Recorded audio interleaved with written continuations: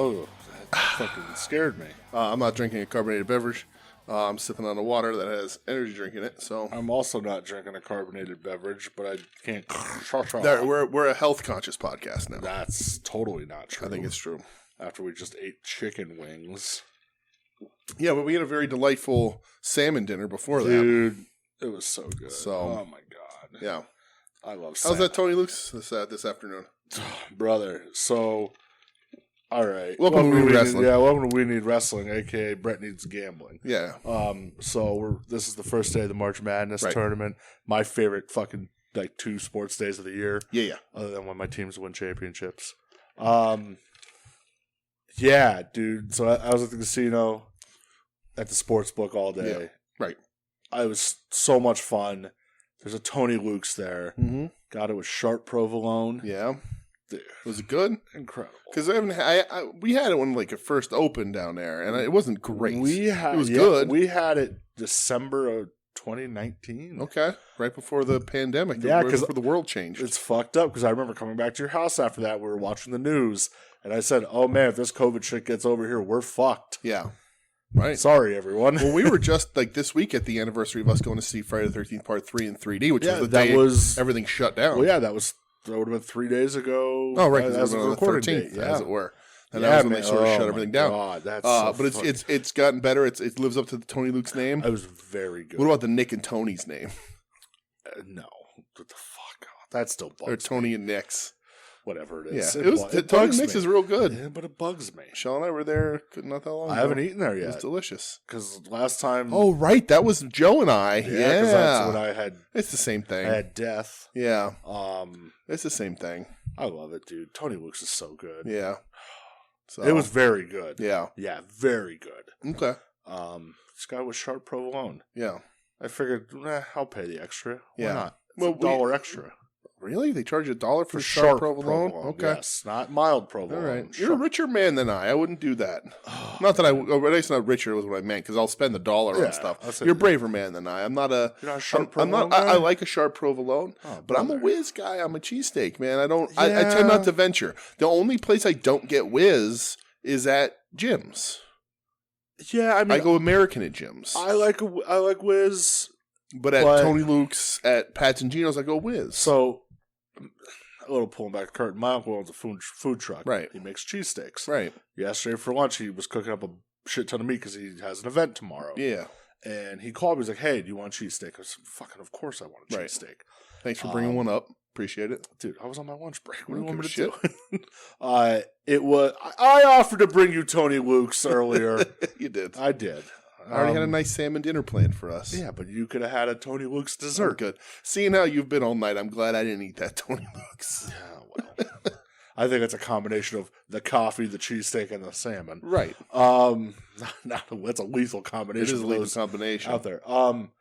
He makes his with Cooper Sharp. Okay.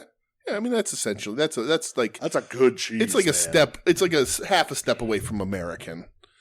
Cooper Sharp. Better. It is better. It's definitely better for sure. Better than American. Yeah. Now you're not a mozzarella guy. I'm not on a cheesesteak. No. See, that's an underrated cheese on there. I don't think Have so. You ever had pepper jack? Pepper jack's great, but again, I'm had it on a cheesesteak. I'm a traditionalist. Whiz or American. Like when I welcome to WeNeedWrestling. Did I say that already? It's a wrestling podcast. Welcome but anyway, to We Need Cheesesteaks. When we were at Michelle and I were at Tony and Nick's or whatever the fuck it's called now, I got a whiz to eat there, and I got an American because American hold better in the car. It was sort of ride home for the next day, but it had to be in the car. Yeah. Whiz would get absorbed into the bread, and then you bring it home, you open it up, you cook it in the microwave, you crisp it up in the oven. But I'm a whiz guy. I don't need to venture. How do you heat your cheesesteaks? You pop it open. Yeah. In the reheat them when you bring them home. Yeah. You pop them open. You put them in the microwave because that heats the meat real quick. Okay. And then you put them in the oven Okay, I just go straight for the toaster oven. Okay, I don't have a microwave it toaster at all. oven. Yeah. But like if you go into the oven, I find that sometimes the center doesn't get heated up to and the cheese doesn't melt to the proper meltitude and propensity. The distrucity. The striations don't happen. And so you do it in the microwave first. That makes sure that center gets heated, and then you crisp everything up in the oven. And then the bread gets a little toasty, the cheese gets a little bubbly, and it's real good. It's a two-step process. Next time I have a cheesesteak to heat up, I'm going to try that. Because Try that. I just go right to the toaster oven. Everything gets nice and crisp. Right. But, all right, Yeah. cool. Sometimes it just doesn't heat all the way down to the center the way you want to. Damn. I'm telling you. Cheesesteaks are good. Cheesesteaks are awesome. But yeah, I don't venture. Let us know what your preferred cheesesteak is. Yeah, I'm curious. If anybody answers with pizza steak, I'm going to block you on social dude, media. Get that bullshit out Get of the fuck Get out that of hacky gimmick shit away from me, okay? Get out of here. Yeah, go on. Go away. Right. Ooh, fuck off, dude. Right? Fuck I don't want to hear about your pork roll or any of that other shit either. They're all good, but we're talking about a cheesesteak here. The one thing that bothers me is when you go to when you're in Philly and you're like, oh, I'm going here or whatever, and they're like, oh, you should really go over there and get the fucking pork roll. And I'm like, I don't want a pork roll. I want a cheesesteak. Fucking say like, if I want a goddamn pork with broccoli rabe, there's a good place in the Reading exactly. Terminal. I'll go there. Right. I like that's not what I'm here for right now, okay? Yeah. I'm here for one thing and one thing only. That's a fucking cheese steak. Right, exactly. I walk up to the counter and I say, whiz wit. That's what I say. Yeah. And that gets me. You do it without because you don't like onions, which is fine. I get it. Yeah. No big deal. See, and like, all right, we're going to have to move past this because I will go off for this forever. Okay. The only acceptable toppings for a cheesesteak. Yeah. Mushrooms. Okay. Peppers. Okay. Onions. I don't like mushrooms. But I'm saying, like, if you do, no problem. Right. Yeah. Sure. That's it. You don't get anything else on it. Yeah. Sauce. Right. Sauce. Yeah, you don't do sauce. You definitely don't do sauce. Get some sauce peppers, on the side. Absolutely. I used to be an onions and peppers guy, but I thought I sort of came to the Takes conclusion away from the sandwich. Well, the pepper adds a little too much water. They're too much of a water heavy vegetable. So when you fry them out, it gets a little too watery in the cheesesteak. But it's still very good especially if you can eat it fresh. But I don't want bell peppers on. Like I want hot pepper. Sure, I'll put a cherry pepper on there. Peppers. Right. Yeah. Right. If you're for sure. Bell peppers for sure. If you're at like Pat's or at Tony Luke's and they got the hot cherry peppers in there, you do that no problem. Good. It's good stuff. Right. A little kick. I don't eat mushrooms because I've been told guy either. I've been told that they taste like semen, but I haven't eaten enough mushrooms to tell, so I don't know. Mushrooms taste like nothing to me. No? There's no taste. He's not eating enough pineapple. But Jesus. Cheesesteaks are awesome. I would honestly finish this podcast right now, get in the car, and go drive to fucking Pat's. Yeah, I would or Geno's just for a cheesesteak and come home. I love cheesesteaks. I could do that drive with my eyes closed. Yeah. You'll die. Well, yeah, but I say it to Michelle all the time. Like, anytime you want lunch from a good fucking cheesesteak, I'll drive to Philly. Fuck it. I'll take the half a day. I don't give a shit. It's not a big deal. For deliciousness. Yeah. But anyway, I should have got one. I should have got two. I should have had one with sharp provolone, and one with whiz. Yeah. Fuck. You gotta get a traveling one. I fucked up. That next day, what was a Monday? Monday afternoon, Michelle and I split a fucking Tony Luke's cheesesteak in the middle of the day at home. It was delicious. You know, I would have had too much cheesesteaks. I just had one yesterday. Yeah. I can't have three cheesesteaks in 2 days. Yes, you can. Yes, you can. You're looking at the dude who ate 2 in one trip. Took one for the road and ate it in the car and fell asleep. They were talking about after the Life of Agony show that one time when I was like, hey, you won't eat another cheesesteak. Right. And what would you say? Your fucking ass, I right. will. Sure enough. Right. That also happened. Yeah. You were also not sober. Also correct. Again, as we discussed on Wings, it'll be dropping next week. I do not, depending on your perspective, I do not respond well to a challenge. Yeah, if you ever want to get under DJ's craw, or you want to see him do something, just challenge him. Challenge me. Say, hey, I don't think you can do that. The only thing I won't do these days is like something that I know will cause me physical harm. Oh, I was going to say. Like if you're like, you can't jump that gap between buildings. And when I was 25, I was like, the fuck I can't. Yeah, I'll do it right now. But right now, I'm like, oh, you're right. I can't do it. But, all right. Wrestling. That's good. About 10 minutes in, let's talk wrestling. Welcome to We Need Wrestling, everybody. Hello. Brett, how are you, pal? I'm great, man. Good. I'm off. We've pretty much covered all that, but you're good. I'm off work for 2 days. That's so. good. That's awesome. I'm off work tomorrow. That It's makes nice. me happy, dude. Nice. Taking a little vacay. I realized I had this plan because, I do every year, but I was like, oh, I haven't taken a day off of work yet this year. Then I was like, oh no, I took off that one Friday because I was like real sick. Yeah. But other than that, I'm good, man. All right. Fucking chilling, brother. Good. Watching lots of shit. Yeah. Nothing too crazy. I don't know. What about you? Good. I think I'm gonna. Michelle and I are off tomorrow. I think I'm gonna make her watch some fun movies like Iron Eagle and some other fun movies from my youth. Make her watch Friday. She doesn't like Friday, and I just watched How High, so I can't make her watch that. That's. I also just watched Meatballs 4. Dude, what are you doing? Meatballs 4 is fun. What? Meatballs movies are good. What are you What? doing? What? Why are you on a Meatballs kick? Well, because then I started Meatballs 2.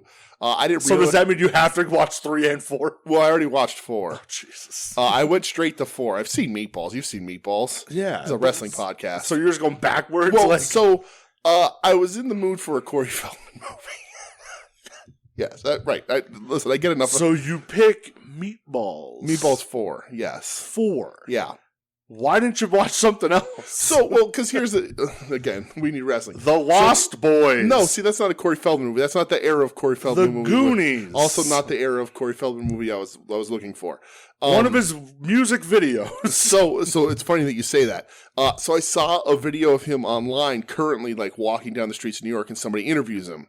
And they're talking about sequels. And, like, is there a movie that's better, like the sequel that's better than the original? And he's like, oh, I don't know. And he's like dressed super sharp, and he's like Michael Jackson. Well, he's not actually. He's in like a big fur coat, big whatever. But it's funny you say that. But he can't come up with anything, and one of his angels is with him. And she's like, Meatballs 4. And I was like, oh man, I haven't seen Meatballs 4 in a long time. So I was laying in bed, and I was like, I'm going to watch Meatballs 4 because I just finished How High. My yearly or plus watching of How High. What a perfect movie that is. It is a great movie. So I watched Meatballs 4. And the interesting thing about Meatballs 4, if you don't know about Meatballs 4, this is going to be a movie podcast, I guess. I'm really sorry, everybody. I'm not. Fuck it. Meatballs. So the first Meatball starring Bill Murray. He's a camp counselor. The kids are racing in a cross-country foot race against the other camp. It's like the camp versus camp and a bunch of feats of physical activity. Meatballs 4 is specifically a water skiing camp. Don't fucking greenlight anything all day. So this is like 1994. So Corey Feldman, high on top of the charts. And Jack Nance from Twin Peaks, a bunch of other things, is the guy who runs the camp. And the camp's going out of business. Shocker. They only have like 20 kids show up. One of them is a very big fat guy who's very clumsy. And they have to compete against the rival camp across the lake in a water ski competition. It's a 2-week camp. Every kid that shows up is at least 35 years old. But the camp across the street has been bought by a new corporation, and there's an evil lady at the head of it. And so the activities organizer, like the competition, whatever, the guy who trains everybody to water ski, leaves because he doesn't like the corporation. But he used to work for Jack Nance's camp, and he comes back. And it's Corey Feldman, and he's like the cool guy, right? And like the Jack Nance's granddaughter is his ex-girlfriend, and she has a new boyfriend, and he's addicted to Corey Feldman for no reason, but Corey Feldman's the cool guy, and like he teaches everybody how to water ski, and like the cool guys pick on the fat guy and do all the funny stuff to him, but then he's also a member of the team, and like whatever. And like Jack Nance is the only guy to ever hit the triple flip, kind of like the triple Lindy in Back to School and whatever. And like Corey Feldman gets injured in the one competition. But the weirdest thing about Meatballs 4 is they have a competition in the middle of the movie. And it's like the underdog going out of business camp against the rich people's camp. And the underdog going out of business camp wins. Even though they sabotage Corey Feldman in it, they still win by like 0.4 of a point. But then the end of the movie, Corey Feldman goes back to the rich people camp to challenge them to a rematch for the rights to the camp. Like money, they pay off they put the mortgage of the camp. If the rich people's camp wins, she gets the camp because she wants to develop the land. But if the going out of business camp wins, she pays off the mortgage and the camp gets to stay open. And she agrees. But they already lost the one competition. Usually, the underdogs would lose, so then she'd be like, well, we already beat you once, you're not going to beat me, you're not going to be able to come back from that. But instead, the bad people just lose twice in this movie, and the plot makes no sense. But I love Corey Feldman movies of that era. I also love National Lampoon's Last Resort, where him and Corey Haim go to a beach resort that's going out of business and have to compete against the rich beach. I guess there's a theme here. What the fuck is going on? So then but Why didn't you just watch Heavyweights? Heavyweights was almost picked. Or Major Pain? So Major Pain also a good one. But when I went, the Meatballs 4 thing was in my head, and I didn't realize that Meatballs 2 was also streaming somewhere. So I watched Meatballs 4 and then looked up. And then you went back and watched Meatballs 2. I started Meatballs 2 and because I'd never seen Meatballs 2 and I realized it was streaming. So I started that. I didn't get very far. But Meatballs 3 isn't streaming. But the plot of Meatballs 3 is that a ghost of a porn star haunts a kid who's at camp and teaches him how to get with the ladies. Brother, I'm lost. Okay. Now we're at like 15 minutes into our wrestling podcast. I mean... so I'm going to make Michelle watch bad movies tomorrow. Not bad movies, great movies like Iron Eagle, which I prefer over Top Gun. So... I mean, you're a crazy person. I'm not. That, but yeah, you. Top Gun doesn't have Lou Gossett Jr. in it. I don't give a fuck. Never say die. Iron Eagle. Iron Eagle rules. Do you know the plot of Iron Eagle? No. You've never seen Iron Eagle? I'm good. Okay. I'm all right. All right. A kid's dad is in the Air Force and he gets kidnapped. What are you doing? He gets kidnapped by not Saddam Hussein in like 1992. And the U.S. Air Force, fearing it would be perceived as an act of war, refused to go rescue him. So his teenage son, who has a bunch of hours in the flight simulator, teams up with a lieutenant, I think he's a lieutenant, or maybe a colonel, named Chappie, played by Lou Gossett Jr., and they come up with a plan to steal fighter jets, fly into not Iraq, and rescue his father from the firing squad overseen by not Saddam Hussein. But the catch is the kid's not a very good pilot unless he plays heavy rock music in his cassette deck while he's flying. That's terrible. What the fuck? Top Gun's better. Is there underlying sexual tension between Val Kilmer and Tom Cruise in Iron Eagle? There's not. Well, there's not. Then there you go. There's your fucking answer to the But better there is movie. a really, well, that'll be a spoiler. I can't give you the part in Iron Eagle where Chappie dies. That's be sad. Well, there's the fucking spoiler. And the kid puts in his rock and roll tape because Chappie gets died, and it's Chappie. He taped over, and he's like, if you're listening to this, I've been shot down. Here's what you need to do. And I'm getting chills about it. It's really emotional. I'm pissed that my rock music's not on. And then he saves his dad, and he like gets him, and he flies back home. And then, spoiler alert, Chappie's okay. So Chappie's a piece of shit liar. Well, he got shot down. They just rescued But him. he's okay. Yeah. What an ass. He got shot down over the water, and somebody saved him. Yeah. All right, 20 minutes in. Well, no, we need wrestling. Yeah, we're not light on material or anything. Oh, I don't think we are at all. Piece of news. Okay. Piece of news. If you haven't been here before, normally we're in the news by now.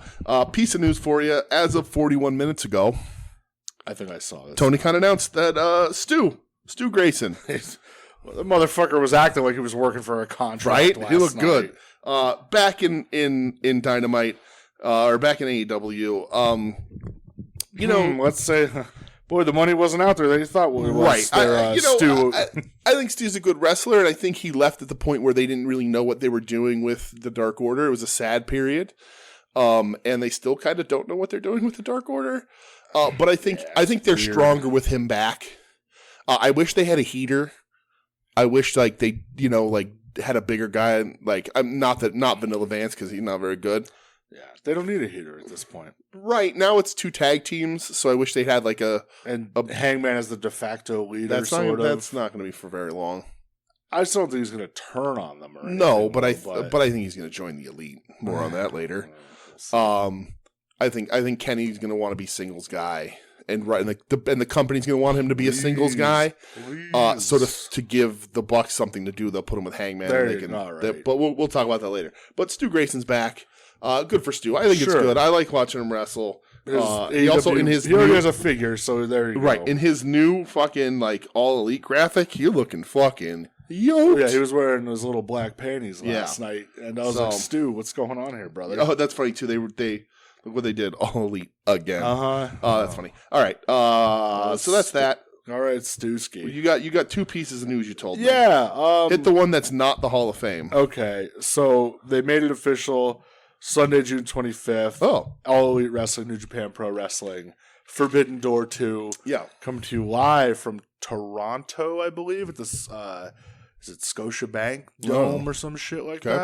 that. Fuck yeah. Yeah, that's awesome. That's awesome. Best show last year. Absolutely. Kind of, we said that, and it was pretty kind of, not that we set the trend, but like pretty widely regarded as like the best wrestling show. Yeah, because if you last remember, year. it was like everybody was bitching about the build. Yeah, And then it just ended up knocking it out of the park, being incredible. the best wrestling show last Right. year. And it's looking like they're going to be in a healthier place leading into it. Yeah, let's hope Because so. there was no Kenny on it last year, right? No, so Kenny will be on it. There's Kenny Ospreay. There's your main event. If Osprey's okay. Yeah, more on that. It's separated or dislocated, so that'll be If interesting. it's dislocated, that's not bad. Yeah. Separated's a little worse, Yeah. I think. So yeah, I think that's cool. Was Dragon on it last year? No. He was off too, right? Yeah, he was hurt. Dragon Zack Sabre Jr. Oh, right. Yeah, There right. it is, That's- brother. Right. Make it So, happen. Right. That's Dragon Okada. all right. I'm not mad about If it. you want. So yeah, that's officially got announced. Fuck yeah. Super excited about that. For sure. Super relieved it's on Sunday, June 25th, because Saturday, June 24th, we're going to see The Cure. We are going to see the Cure. More su- news for us. Super fucking like, Yeah. dude, when I saw that date, I went, oh no. That was yeah. And then- Because they announced it like the night we got tickets Yeah. to the Cure. I was like, I'm like, oh fuck. We're going to miss that show. And then I saw, I'm like, wait a minute. right. Well, and we're already missing Night One of Mania. I'm not that sad about it, but we Nah, are. I'm fine with it. Yeah. We'll just hang out for night 2. Yeah, I'm cool with that. And then, yeah, Hall of Fame. So there's been kind of the rumblings. Last week when you got duped? Mm-hmm. So this week you don't get duped. Right. But I did see that they are trying to secure Stacy Keibler. They are. So, in fact, if it happens, I was not duped. I was, in fact, clairvoyant. You're going to be unduped. Yes, I was unduped and ahead of everyone. Would you like to state your retraction for your last week if you end up being duped? No. No, you don't want to retract it? Mm-mm. All right, good. You're an award-winning journalist. Yep. They announced Monday night on Raw, and that's what I was watching on Raw. Yeah. Rey Mysterio, officially into the Hall of Fame. Okay. I mean, dude deserves it. Pretty much more than anyone. Yeah. Oh, there's. I don't know. I always say, watching Rey Mysterio matches, why is he not like in my top 5? I mean, he changed the world for us, 100%. for our generation, especially. He's still he's one of the greatest wrestlers of all time. Yeah, he's not my favorite mass wrestler, but I mean, it's safe to say that he's the greatest luchador of all time. Easily, I mean, I'm not that well versed in it, and I'm sure there's people out there can be like, well, actually, El Santo or whatever, and that's fine. Those guys are all great, but like Ray changed the world. He was a absolute game changer. Yeah. Conan's inducting him. That's hilarious. At Ray's request. Yeah, right. That makes sense, man. Yeah. Conan, dude. So how handsome was Conan when he was young? What a stud, right? Dude, he was like the fucking Hogan of Mexico, man. Right. Yeah. It was funny because it was Saturday, either Sunday or Monday. I was watching the old from last season, the WWE on A&E, the Legends whatever biography. I was watching the Rey Mysterio one. Yeah, and it was like that night it got announced. I'm like, oh, that's cool. Awesome. Yeah. And then yesterday, I think it was yesterday, it got made official. Yeah, on the bump yesterday. Yeah, the motherfucking Great Muta. Great Muta. Into the Hall of Fame. Historically great WWE wrestler, the Great Muta. One of the only guys to never work for Vince that got put in the Hall of Fame. Yeah. I think, maybe Abdullah. I don't know if Abdullah ever worked for Vince. But he's in the Hall of Fame. Yeah. If somebody could do, did Abby get like a speech and stuff? He did, right? Yeah. Because they put like Sputnik Monroe in. Yeah, he's not on like the George Hackenschmidt or whatever. Right. No, Abby's got. I want to say Abby was in the same class as Hogan, maybe. Okay. Or maybe around that era. Yeah. And I don't know if he ever worked for Vince. I want to say no, but he might have worked like old MSG stuff. Maybe. Like Brody did. Yeah. He wrestled WCW, WCCW, NWA. That's what I mean, though. Like, he was never for Vince, I think. In 1972, he wrestled for the Worldwide Wrestling Federation. Well, all right, then there you go. Then Vince's Pop. So it's technically not Vince. Yeah. And then, obviously, WCW. Sure. But Muta never worked under the banner at all. So no, absolutely that's a rare thing for them to do. For sure. He's my favorite wrestler of all time. I'm so 2011 he got in the WWE Hall of Fame. Okay, so it was 11. Who else was in that class? I have no idea, but let's find out. I thought maybe you had an article. My bad. So yeah, Great Muta's in. Yep. More than fucking deserving. Really I feel like one of the first Japanese guys on American television, like back in the 80s. Mm-hmm. So yeah, I'm over the moon. I wish it was next year in Philly, because if it was, I'd fucking be there at the ceremony. Right. But I'm excited, man. So fuck yeah, Muda. 2011, Shawn Michaels. Okay. Hacksaw Jim Duggan. Bullet Bob Armstrong. Sonny. And Abdullah the Butcher. That's when Sonny was all right. And the Road Warriors, apparently. Okay. And Drew Carey. Oh, God. I don't think the Road Warriors are in. Like, that makes sense. They just don't have the figure deal anymore. No. So yeah, good for Muda. Yeah, I think it's fucking awesome. You know, Ray. Yeah. You talk about Ray, and he's the headline of the class. Liger's in too. Yeah. You know, like I put it on in pandemic era, but trying to pull the international flavor in. Why not, dude? Actually, well, technically though, Liger did work that one NXT show. There you go. So all right, there you go. And like Ray, like we said, like he changed the world. The little guy bringing really mainstreaming lucha libre and the luchadors, lucha style. To American TV and WCW. I wish Mike Tenay would put him in. And then like just had like a killer run in WWF.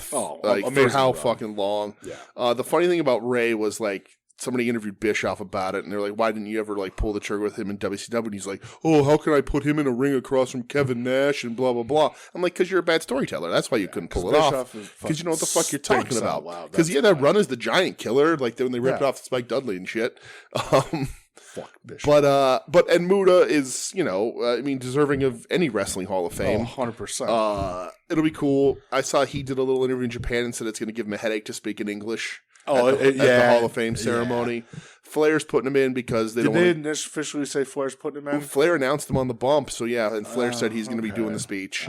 Because Stinger's not going to come over. As it should be. It should be Sting, Terry Funk, Gary Hart, I get, and Ric Flair, and none of them are available.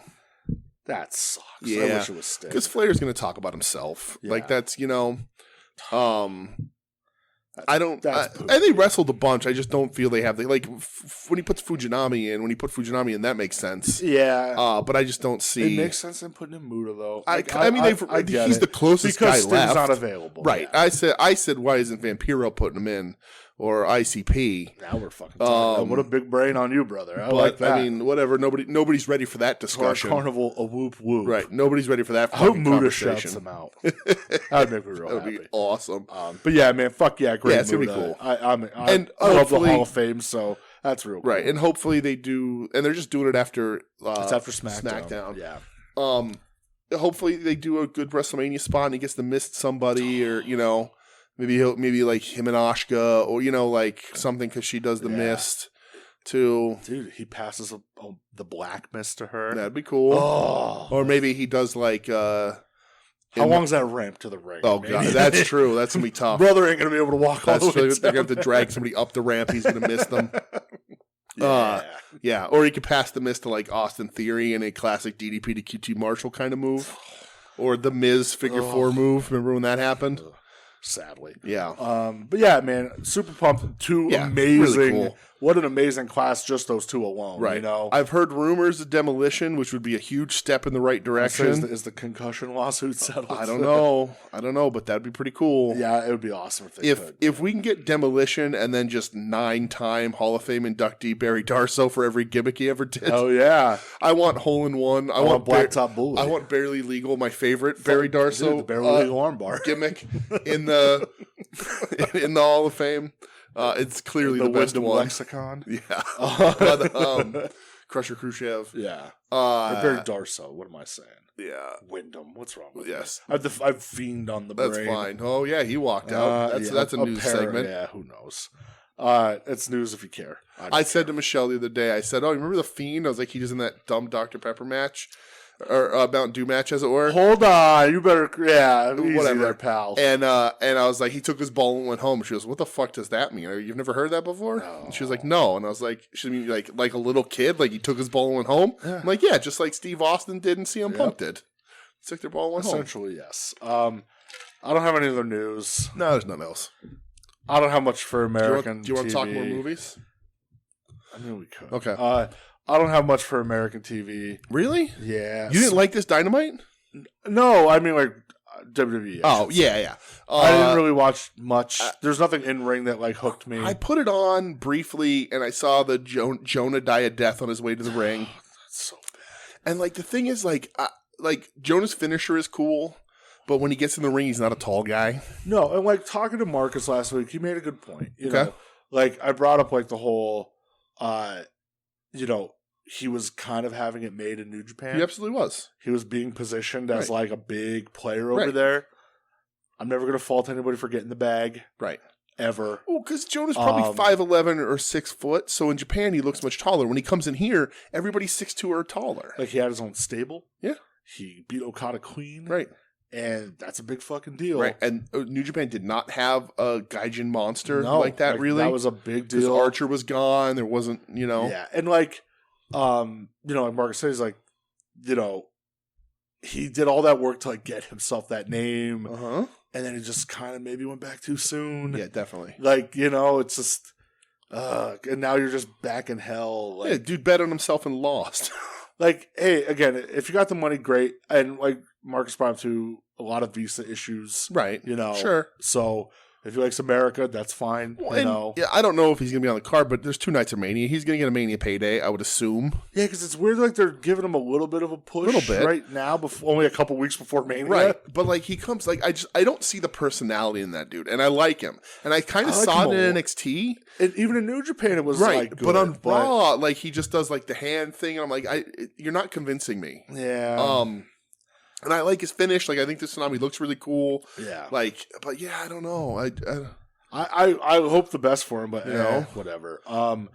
I did watch Cody versus LA Knight. Okay. Because I really thought LA Knight was going to win. Yeah. I'm on the fucking LA Knight quill, man. You know what I did watch from Raw that I'm going to say is the best thing I've seen in Raw in a long time? Otis and the Striations, baby. Well, fuck yeah, man. I caught that segment. That made me giggle. Yeah.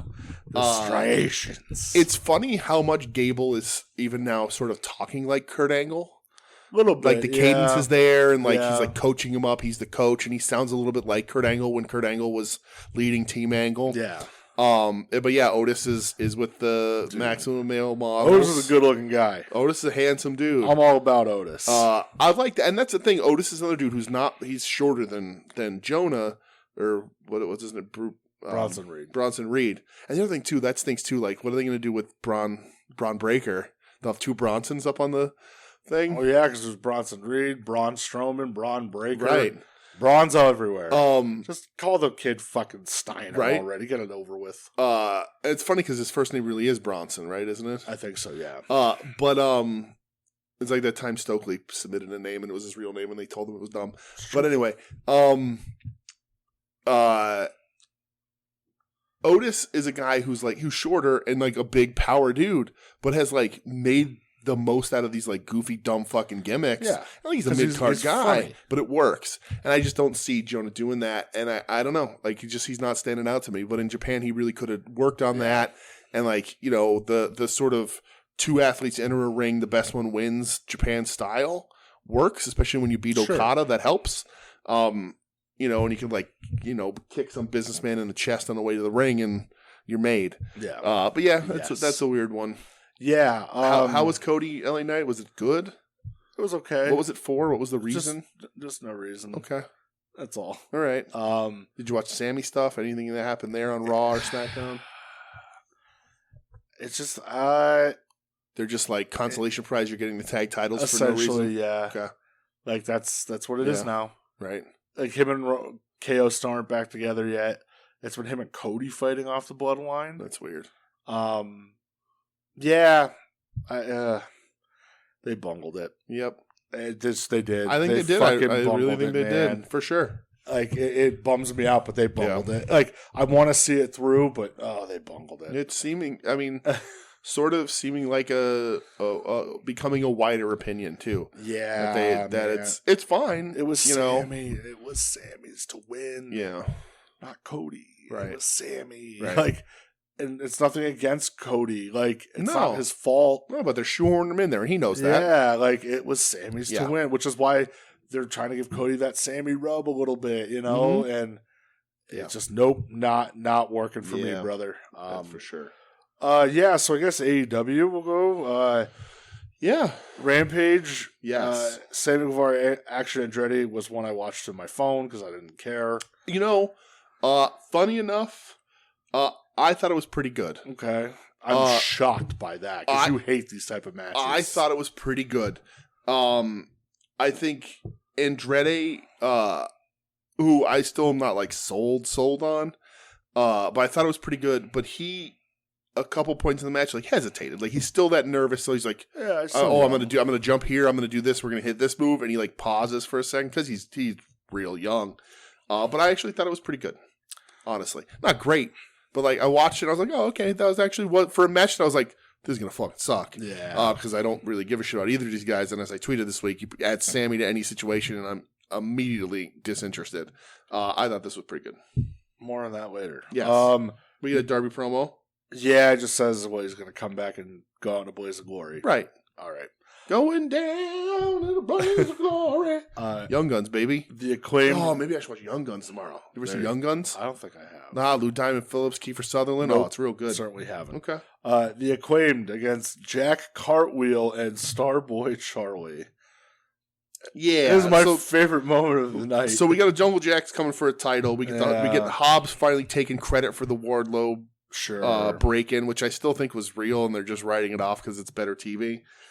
Yes. The Acclaimed versus Jack Cartwheel and Starboy Charlie. Dude. I guess Starboy worked like a dark match too or something. Probably. In that there's that guy gimmick. in that fucking in the front row that signed Starboy Charlie's sign that won't go away. Dude, they got the ultimate burial from JR and Jericho. Yeah, immediately. Man. Oh my god. And like, so we've seen both of these guys live. We've definitely seen Jack Cartwheel. Yeah, we've seen them both at GCW. And like, Starboy's not bad. He's just young. He's okay. Jack Cartwheel, I remember seeing and going, wait, that's the name? And that was what JR did. JR buried the name. JR just goes, that name will get you real far. Yeah, real far with that name, kid. And then, fucking Jericho burying Charlie, but the overalls. Overall shorts? Yeah, he's like, yeah, you're going to go places wearing that gear, buddy. Like, why would he wear it on TV? Like, what? Yeah. And, like, part of me thinks that, like, because these are GCW guys, right? Yeah. Like, are they like, going on TV to, like, pop GCW fans and, like, take the piss out of it a little bit? Get a booking. Right. Get paid. Right. But, like, why do you think if you're, like, going on TV, you're going to wear fucking overalls? Like, what is that? Yeah, that was weird. Super fucking weird. It was a quick squash, too. It so was, that was fine. And 2.0 came out on the ramp and cheered for the Acclaimed. Yes. Takeshita versus Vanilla Vance. Yeah. Whatever. I like Takeshita, man. I like Takeshita. But Takeshita won. Right. Whatever. I like the Swerve promo. Because he dumps his cronies. He essentially is like, now we're done. They're on the shelf. They're on the shelf. Right. Which means get them away from me. Oh, please. yeah. I thought it was a very good promo. It was, yeah. He's like, Keith Lee, I still got one in the chamber for you. Right. Like, you know? And I don't know if you rush people to come back to him. Swerve going to be the new leader of Bullet Club? I think I saw people saying that. Oh, that's weird. I think Mogul Affiliates...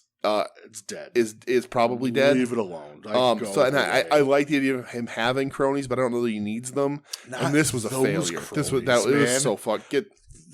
Go away. Like, get out of here. Just Tony Khan. What do you like? It's just one of those. What are you doing? He's paying these. Well, he was paying Parker the Shakes Bordeaux, but then they bring in Trench, who nobody knew. Your roster's deep enough. You don't have anybody else. We talked about this last week. Terrible. I hope I never see them on fucking TV. I agree. Chicken comes out. Yep, I love Chicken. Mark Briscoe. Yeah, announces the Reach for the Sky ladder match at Death Before Dishonor for Ring of Honor, the new tag team titles. Yes. Lucha Bros come out. They're officially in the match. Right. That's cool. They got to rebuild. They got to redesign those titles and give Mark the Ring of Honor ones. Yeah, I'm sure they can. I hope so. Yeah. I think that's just the right way to do it, man. It's just what it is. I don't think anybody in Ring of Honor till the end of time is going to reach 13 reigns with it. They shouldn't. Retire them, come up with a new, even if it's slightly cheap, just change a color or something if you're not going all in on a change. Yeah. And give those belts to the Briscoe, to Jit or to Mark. Yeah. To put over his mantelpiece at the chicken farm. Works for me, man. Rio Nyla Rose. Yep. This happened for a reason. The reason I don't know why. Riho wins. So maybe I'm going soft in my old age, but I didn't hate this match either. I just don't care about it. Right. Right. It's a perfectly fine wrestling contest. Right. They're building Riho back up for a reason. But like I thought that Nyla, who they took off TV for a while, which we had begged them to do, wrestled a good like giant versus, and not that Nyla's a bigger lady, but like Riho's extra small. That's why she gets the giant designation. It's the David Goliath thing. But right, and I thought they did that really well. I liked that. And then it seemingly at the end was to build towards Riho versus a problem Marina Shafir, and I was like, that's weird. Let's not do that. But then the Outcasts come out and give her the old spray paint job, and I was like, oh, there's your fucking opportunity to turn Nyla face. Yeah. Do something interesting. Right, with her. exactly. Have her be like, no, I'm a goddamn original, Right, there it was. Right. There it goddamn was. And they did. Was that the main event of... Yeah. Okay, well, that's a mistake. Remember like a couple weeks ago when somebody's like, if I knew that this is the card on Rampage, I'm never going to a Rampage ever again. Right. If I knew that was the card for Rampage, I would have said, I'm good. So, I'm all set. Have you heard the rumblings of another hour coming to midday Saturday, 6:05? Yep. So, do you think, here's what I would do. It's a smart idea. Right. Here's what I do. I now have 2 traveling shows. I do Dark and Dynamite, and then I do Rampage and the Saturday show. Yeah, that's smart. Right. Start running Rampage live Fridays. I know events though. I know, but you're also out there with another 3-hour wrestling show, which is also a problem. Right, because it becomes are you just gonna maybe put Dark and Dark Elevation like before before Dynamite? I think you do Dark. Or just have it in the studio. I think you do Dark before Dynamite, and then 2 hours of Dynamite, and then you do Elevation before Rampage, and then you get an hour of Rampage and an hour of that Saturday show. So they're both 2 hours of TV wrestling, 1 hour of dark matches. Why don't you weed out Elevation? That would be also very reasonable. I love Daddy Magic on commentary, him and Big Paul, but move him over to just put Dark, it all on Dark, especially because Taz is on the main roster all the time now. But I also want fun Taz. Right, so he's been slipping those in there. Dude, he's been getting real loose with it. It's making me really. He was on fire last night. But I think if you're going to do a Saturday show, I don't think you could do it in just like where they're taping Ring of Honor. I don't think you could, unless it's like a recap, like a prime time. Something like that. Which is fine. Which would be fine. Which is fine. You don't need 1,000,000 dark matches just for the sake of it. That'd be fine. But if it's look at old superstars. Right. If it's going to, and Tony Khan did talk about like the all women's show, so it could be that. But you're not selling tickets in an arena for an all women's AEW show. It's sad. But so if it's going to be something that's going to continue storylines from Dynamite or Rampage and be a significant number, I think the best bet is you have to split the road. I agree with you, man. And you got to get 2 crews. It's expensive. It's expensive. You have to send 2 crews to different parts of the world because you're not gonna tape on a Wednesday and a Friday in the same location. No. So you got to be on different sides of the country, which maybe they could do. Their company's been doing really well, and if Warner's is backing it, Tony Khan can say, if you want this, here's what I need to run it. They can. But I don't know what they're doing, and I think it's going to be a little ways off yet if they do ever get it. I hope but I would rather build me a recap show with, fun commentary and interviews. Right. A match or 2 put in and do squash 1 competitive match. Right. And then with rest recap. And have a segment with Taz and Shivani or Daddy Magic and Paul White, having the banter back and forth like Gorilla and Bobby, and sort of highlight what you want highlighted from the bigger shows. For in case anybody missed it or don't want to watch, I like that. You can tune into this, and you'll get some fun interplay, and you'll get some matches. Like not a full WWE Saturday night, but like a prime time or a superstar or something. Yeah, Saturday night was only an hour. Yeah, right. Right, but that was also only matches. I'm saying. Yeah, there was a lot of recap on Saturday night. That's true. Too.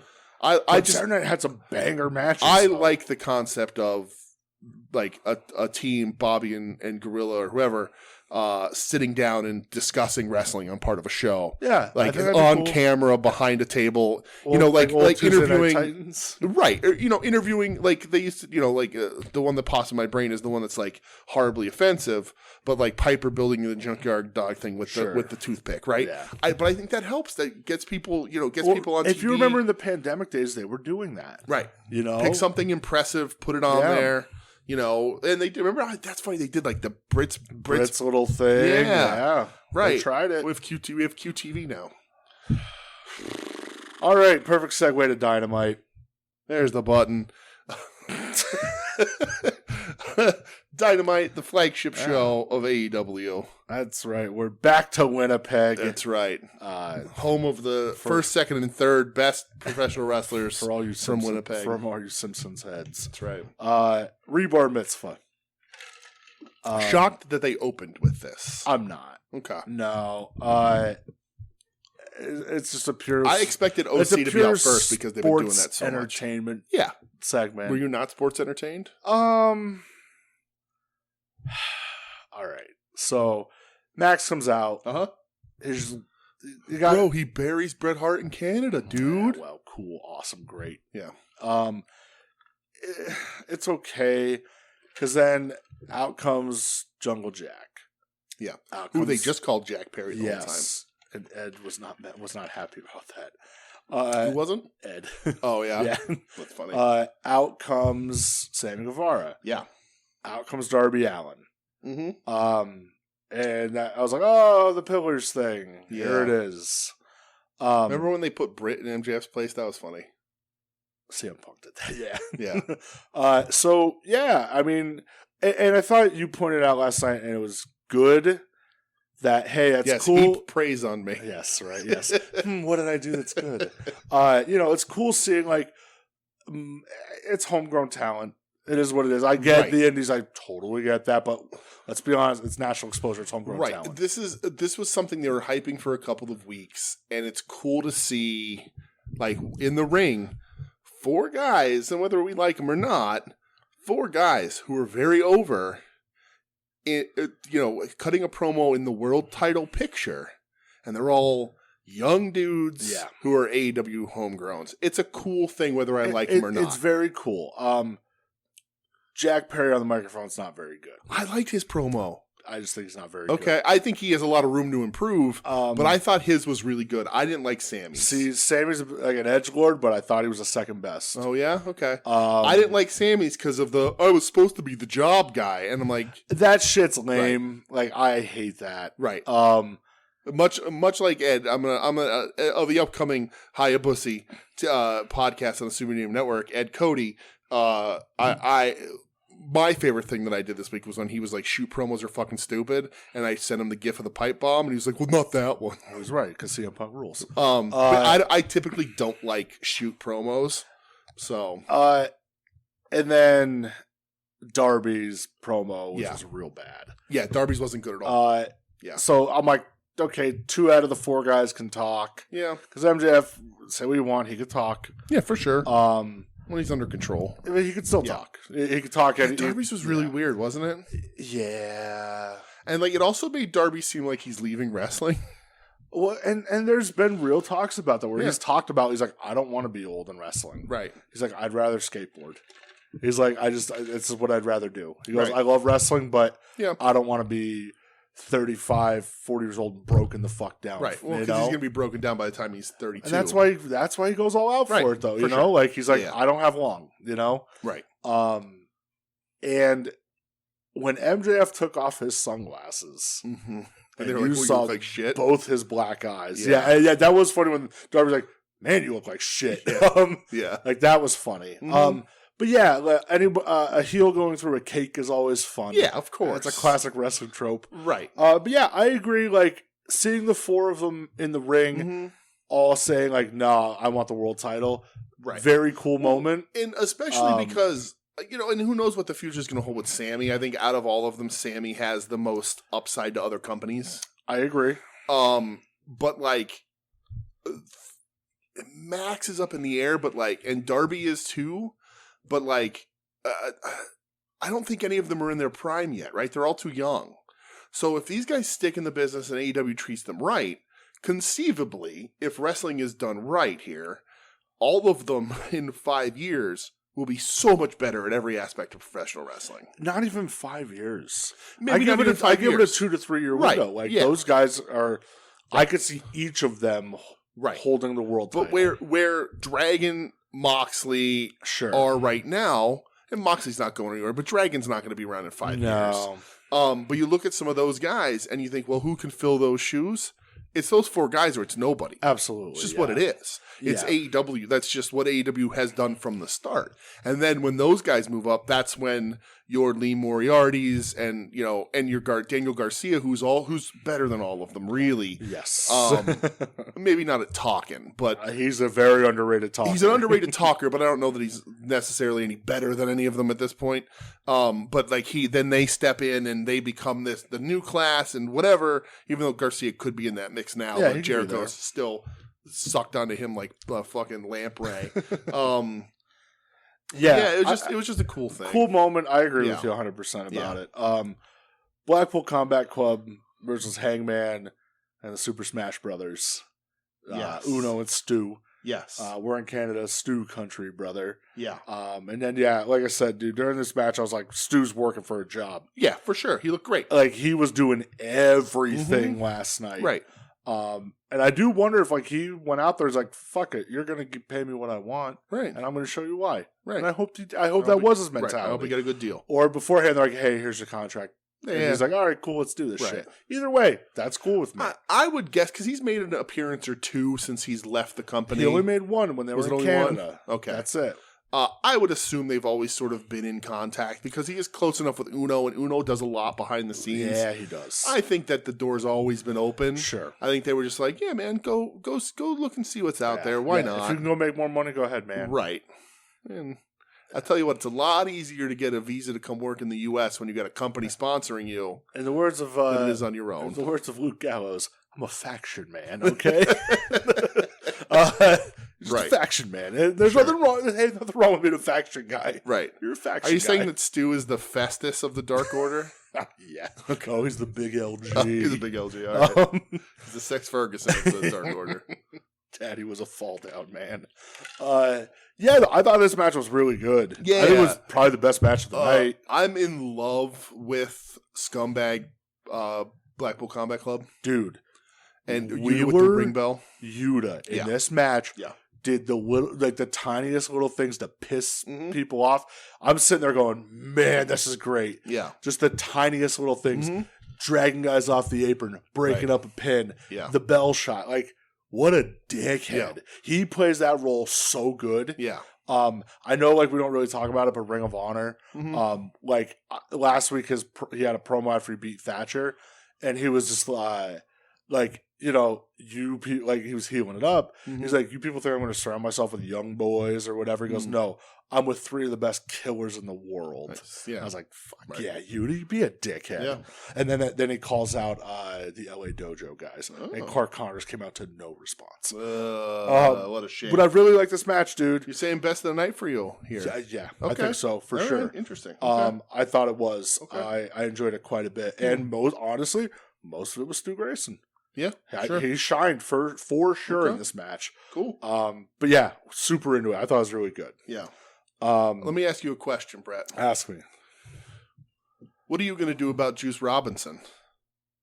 Diddly squat. That's what you're going to do. Dude, I fucking love Juice Robinson. I love Juice so much. I went back last night and I watched the Yoshihashi promo again because it's my favorite promo in the history of Earth. I know we don't play sound clips on the show. Yeah. I kind of want to play the promo right now. Okay. Because it's one of my favorite things in the history of professional wrestling. I'll tell you what, through the magic of podcasting, we'll add it in later. Okay. That makes me so happy. All right, good. Because, your face and your fucking stick. I will literally kill you. We'll add it in. Oh, dude. It just makes me laugh every time. I know you got something to say about it. Oh, God, but I got got something to say about Yoshihashi. If you think I'm fucking around, you're kidding. I will kill you. I will fucking kill you. Do you know that? I will beat your ass so bad that you won't be able to do what you do anymore. Come out with a stick and look confused. Do you understand? I am gonna beat your ass so hard, you're gonna have to go back to your little shitty job at Family Mart. Do you understand? That's all you're gonna be able to do. Family Mart? That's giving him a little bit too much credit, I think. What is that, Circle K or something? 7-Eleven, Lawsons, Yoshinoya, look at, I think Lawsons. You know what? That's where I'm gonna send you, Yoshihashi, to fucking Lawsons. And you're gonna have to eat your Yoshinoya with a straw. I hope he's on the New Japan. No, I'm shows. praying he's on. And if he's doing a meet and greet, I will hug him. He's the Thundertaker. Yeah, right. Now he's Rock Hard Juice Robinson. Last time we were in Philly for a New Japan show years ago. Yeah, it was Ishii and Sonata and Goto were out just standing at tables, $20 a picture. Give me a $20 Juice Robinson picture. I would just talk to Juice Rob, be like, dude, you want to go out drinking? You want to go get cheesesteak? What do you want to do? I'd ask him if he wants to go drinking. Like, dude, Juice, I love him so much. I'm happy when people love him. I've always liked Juice. I didn't like CJ Parker. I almost said CJ Perry, but that's different. Former WWE superstar CJ Lana Perry. Right. Come on, brother. But like, I didn't like him there. But like the Thundertaker, and now Rock Hard. And the fact that when he quits New Japan because he was sick of tagging with Finlay is hilarious. When he became Rock Hard, it's really sad that he left New Japan as quick as he did because he was cutting ridiculously good promos, as you just heard. And he had Luke Gallows screaming Rock Hard into the microphone. Right. But I love Juice, and if there's any chance of him being in one of these New Japan shows and I can get close to him, I will profess my love. We saw him win the U.S. title. We did, yeah, right. Yeah, that was awesome. Right, but we were not close to him where I could have cost him. I fucking love Juice Robinson. Yeah. He's so good. But I love Juice Robinson, and he's awesome. So what are you going to do about Juice Robinson? Him and Ricky Starks is going to be great. Jack Diddley squat. So Jade Cargill open challenge. Oh boy, what a holding pattern this continues to fucking be. So Nicole Matthews gets the jobber entrance. And everybody was super excited about this lady. I don't know her. She's my ignorance. She's a Shimmer. She's from Shimmer. Okay. I remember her in Shimmer. Oh shit, Shimmer followed us on Twitter last week. Oh, did they? Yeah. Hey, Shimmer. What's up, Shimmer? Yeah, Nicole Matthews was in Shimmer. Okay. I've seen like some stuff. People were really excited. I'm not gonna be like, holy fuck, Nicole Matthews. I just don't know. It's my absolute ignorance. I just don't. I know she made her debut at Defy, or she came back at Defy over the weekend. I think it was and she's officially like back in America and able to take American bookings. When her name came up like on the little marquee, because obviously I didn't know what she looked like. I was like, oh, everybody's been talking about her. That's really cool. And she got squashed, jobbed out quick, hard. I was like, oh man, good for you for getting a paycheck, but right. Then Jade grabs Renee Paquette, and I just want to say this, Jade, you ever lay your fucking hands on that sweet angel of a woman again, you're going to have to deal with Eddie Kingston. Eddie Kingston got mad, yeah. Okay, because Renee's a goddamn saint, let's be honest. The new TBS champion, Eddie Kingston. I mean, that bitch show champion. If Harvey Whippleman could win a woman's title, why not? Well, listen, Jade always cites, rightfully so, China as a big influence. Listen, I don't China think was part-time intercontinental champion. I don't think that title's ever been designated just as a women's title. It's a TBS title.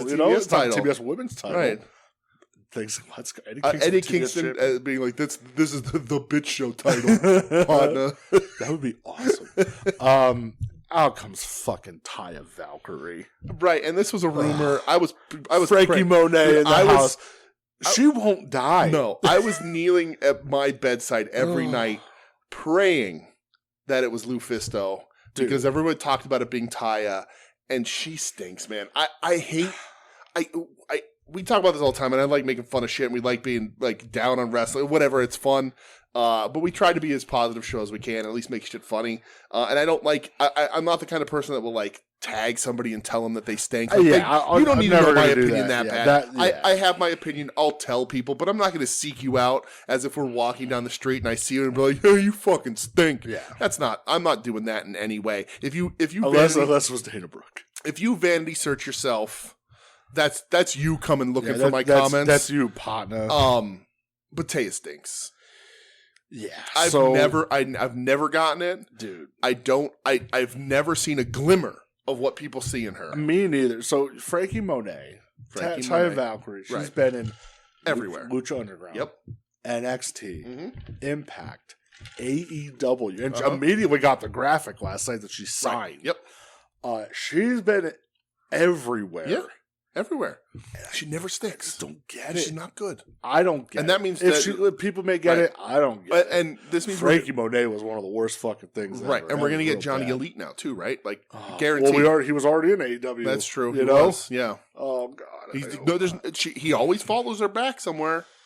Oh, God. I don't know. I don't get it. I guess she has a look. That's all I'll say. She does. But, like, she's not good at anything. I don't think she is. There's never been a match of hers that was like, fuck yeah, this ruled. Like, I've never seen it. If you have one where she's, send it my way, please. I'm open-minded, but I don't get it. Yeah, not for me, brother. I really don't. QTV. So, yeah. Fuck this. Right, so they're doing not a TMZ ripoff. It is a TMZ ripoff. It's a ripoff of the Popstar TMZ ripoff. Yeah, but it's a TMZ ripoff. Yeah, right. Yeah. They're mimicking the one from Popstar, where it's like fast paced. You got the big, making fun of Harvey, whatever his name was. Fucking Bo Looters on Hardcore doesn't like Popstar. It so hurts my heart. Right. Yeah, it's dumb shit. The only good thing about it is RJ City in the background. Was that RJ City? RJ City was in the way back. You just saw his head over the one divider. I didn't even notice because RJ's awesome. Do you see him interviewing people before the shows this week? Was he? He was out. He's in the arena interviewing fans. I've seen him do that before. It's great. Oh, it's really funny. Yeah. Oh yeah. Speaking of RJ City, because I always equate the two. Danhausen has a torn pec. Oh yeah. So he's gonna be out a while. Right. He can just talk on TV. Yeah. He doesn't need to wrestle anyway. But yeah, this is that thing. It's a thing, man. This is what you're doing with Hobbs. After all this, you look at Hobbs and you're like, he needs QT Marshall doing a gimmick an evil paparazzi gimmick to get over it. It makes no sense. QT Marshall, I appreciate what you did on Twitter this week. Yeah. Taking down all the shitheads. Okay. He went after Raj Giri. He went after that Alfred dude. Okay. I saw that. I don't know who any of these people are. They're just dog shit people. Aren't they all? And I think it's hilarious. Yeah. But yeah, not for me, brother. QT is probably a perfectly nice, cool dude behind the scenes, backstage, to hang out with. I don't want to see him on my fucking TV, man. Yeah. And this is what you're going to do with Hobbs? It makes no sense to me. Yeah. Was the Acclaimed video next, or was it OC Jarrett next? No, OC. We're 2 segments before the Acclaimed. Okay, so OC Jarrett. Yes. So this rocked. This is my match of the night. It was fucking awesome. This is the dog and pony show bullshit that I want to see. I saw so many people online be like, "Oh, Jarrett's TNA is back," and I was like, I didn't watch a ton of Jarrett's TNA, but it wasn't this good. It was pretty good. And I give Jarrett a shit ton of hard time, mostly because I like to just a gentle ribbing to our friend, the Godfather of the Supreme Network, Joe Sposto. You're coming around. You're coming. But Jarrett wins all the time. And he's going to win you over. Well, and he had the most increase in viewership, like whatever, went up 7% when he was on, whatever it was this week. Jeff, by God, Jarrett. Here's the thing. And a lot of people say, like, oh, what's AEW's identity? And then they do all these different things. I think their identity should be that they give you a bunch of different things, right? So I saw somebody point that out last night. They said, like, this is why I like it so much, because it feels so much different than anything else they've been doing. What Jarrett is doing in these matches with OC, and leaning into OC, which I'll get to in a second also, but like the I'm not even gonna say sports entertainment stuff because it's all Memphis stuff. The walk and brawls, wrestling, the ref bump with the next ref coming down, like all the shit that Jarrett's doing. He ain't breaking new ground, Memphis, brother. But there's nobody else on TV doing this. No, he's the so only it one. Looks and feels so fresh and new. Yep. And he is playing such a good Memphis style heel that like I'm just completely in love with it. Like I was a Mike Graham quoter. And I, not that I'm 100% again behind Jarrett, but like I was excited for this match. I was nervous that they were going to put the belt on Jarrett. Thankfully, they came to their senses because OC needs to also be internet. When OC came out and took the international belt and put it in the backpack, I was like, oh, fuck, that's too cocky. He's not going to do it. Yeah. But I love this match. This is my match of the night because it was just such classic heel heat wrestling. And it was awesome. OC did the Fargo strut a couple weeks ago. I don't remember if he did it in this match or not. But Jarrett does the kicks. Dude, it was great. And so the other point of this match, why I liked it so much, is that for all you fuckers, I'll just go with Jim Cornette. I know you're listening, pal. Oh boy, I'm very not happy with him extra this week. Yeah, I don't see what he did. The whole, I don't know if he said it or that shithead Brian Last said it about Riho. We'll talk about it. Oh my god, I don't follow any of that shit. So I have no let's idea. just say Riho deactivated her Twitter. Oh, is that why she deactivated her Twitter? Because Cornette's I don't know if sent that's after? one of the parts, but yeah. Was it about like her fucking Omega and stuff again? Like he likes to hammer home all the time? Yeah. What a fucking asshole. But anyway, if Jeff Jarrett, like the Jarrett name, you don't get, like, especially now in professional wrestling, you don't get a legacy. Jim Cornette's not going to say bad shit about Jerry Jarrett. No. You don't, like, this is 4 generations of professional wrestling when professional wrestling was real, brother. If Jeff Jarrett at 50 whatever years old, that he's getting in that ring and he is clearly gets to pick and choose what he wants, right? Tony Khan's like, hey, pal, you're in the office. Whatever you want to do on TV, we're glad to have you. Like, Jarrett's picking his shit, right? And he's another guy in a long line. Jericho did it. Now Jarrett's doing it. Of a guy who wants to work with OC, who is doing OC's comedy stuff back, counteracting it with his own sort of chicken shit, fun heel stuff. That's great, man. If Jarrett is like, I'm going to get in this ring and work with this kid, and he's not going to not do comedy with me. He's not going to not do his gimmick with me. And in fact, I'm going to play back into it with him. None of you fuckers, not that you had a leg to stand on anyway, but all you fuckers got nothing. Because if Jeff Jarrett, like, who else is out there in wrestling that has the legacy in a name right now who can come out and say, I don't want to do any of this shit. I'm not bumping for this asshole. And he's like, no, we're going to go full in and do everything we fucking can. And that's like what perfect because Jarrett plays it perfectly. Right, he plays it perfectly. He doesn't like none of this bullshit cosplay, whatever. He's like he just plays the character perfectly. Right. He, like you said, he buys in. He buys in. Like, dude, if motherfucking Jeff Jarrett and Sting play along with OC, right? Remember when Sting did the kicks back to him in the chest? Like, oh, there's none of these assholes have a leg to stand on. Jim Cornette's a flying piece of shit. I saw that Riho deactivated her account, but I honestly don't follow that shit, so I had no idea it was because of Cornette. It makes sense. It just, oh my god, Yeah, there was some shit that I think that Brian Last said about like stuff with Omega and her again. Yeah. I didn't even listen to it. Ugh. I saw like a little blurb and I'm like, just go away, please. Well, like people, he'll tag him and like, oh, Jim Cornette, look what this is. Yeah, I fucking hate it. Yep, it's so fucking stupid. But I love this match. Yeah, it was fucking awesome. I love it for all the wrestling bullshit. OC wins. OC's now international champion. Yes, first ever international champion. Leveled up. He's the Shazam championship. He leveled up, brother. Yeah. I only hope that when we go see Shazam, that he's in it somewhere. Nice little cameo. He shows up at the end. He's the new Batman. I mean, I'd be down. What was after this? I'm surprised you didn't know. After this, my friend, is the Outcasts. What wasn't the Acclaim thing? Where was the Acclaim thing? After this. See, because I didn't even write it down. Whatever. The Outcast, it's just fuck. The best thing about the Outcasts is that Jamie Hayter came dressed as Scott Hall from the Outsider's first appearance on Nitro. It just does nothing for me. No, it's bad. Ruby Soho's promo stunk. It's just like the same neck beard, incel, whatever. Right. Okay. Like, what are we going to prove to them, Soraya? That it's my house. Get the fuck out of here. Not good. It's not any good. And like they're running out of excuses because now they've added after the show Sarah Stock as a trainer. So like you have talented people backstage, men and women who could be helping with this shit and making it better.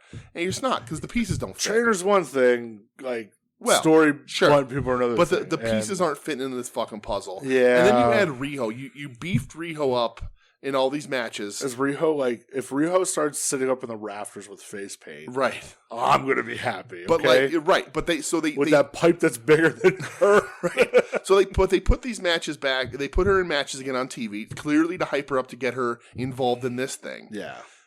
And Willow's not anywhere around it. Well, Willow was in this promo last night. She ran out. Yeah. But it's 3-on-3 right now, and it's seemingly Riho's going to be the third for the homegrowns. Yeah. So but Willow and Ruby 4-on-3 technically. Yeah, but Willow and Ruby have the main story here. They have the most you can pull from. They do, but Used to be it's partners. been pushed aside Right. now. So and I think that's bad story. I think you could make this a little more interesting by doing sort of Willow with like we were partners. We had that fucking street fight that was killer. What happened? Yeah. That wasn't too long ago. And they're seemingly not going to do that. So I'm going to guess somebody's going to join the Outcast in the next week or two, and it'll be 4-on-4, and I still think they're leading towards the blood and guts.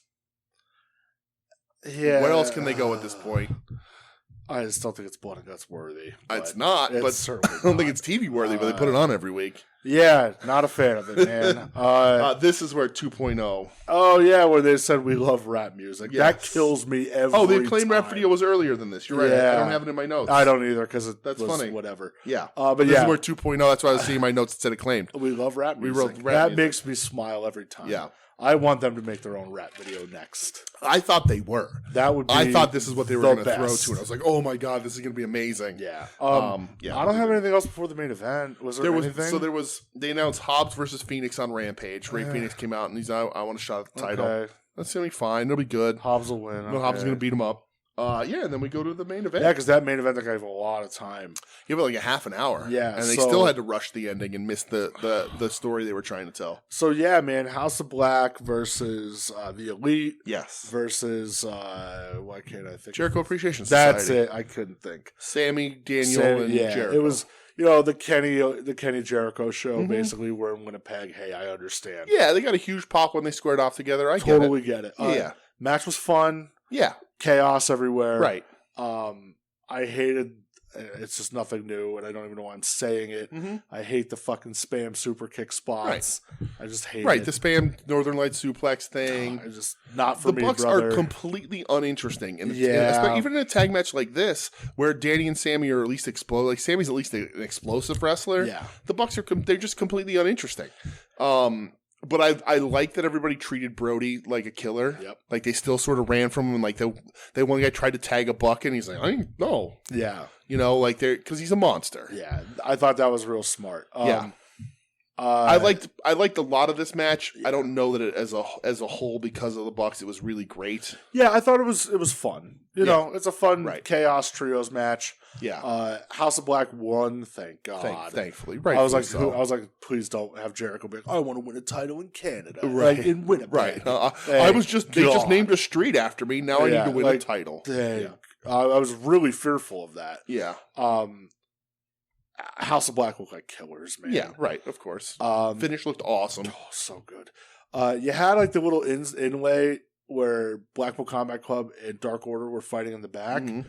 And I thought of you because last week you're like, oh, they're going to set this up for trios. Yeah. And I'm like, oh, are they? Like, they're going to get them involved in this trio shit? Mm-hmm. But they're kind of not now because the end happens. Yeah. Where it's just Blackpool Combat Club has Hangman in the ring and the Elite back up Hangman. So this was their way to get... Without Hangman sort of realizing it. Right. Yeah, like this was their way to like get Hangman away from Dark Order a little bit. I saw people talking on... And they fucked up the ending. Right. Of the I saw show. people talking on Facebook about how one of the problems with this Elite storyline is they are still playing a lot of it out on being the Elite. And apparently they've been doing a lot of teasing of like Hangman looking at pictures of the Bucks and Kenny like longingly and like doing that. So they're doing that side of the storytelling on being the Elite. And I have no interest. Yeah, and I saw people saying like, I'm not going to watch this show. Put it on your TV if it's that important. Yep, I agree. So like, and I think where with Stu back, I think the Dark Order can still get involved in some way. In a trios, but I think Kenny's going to go solo with Callis.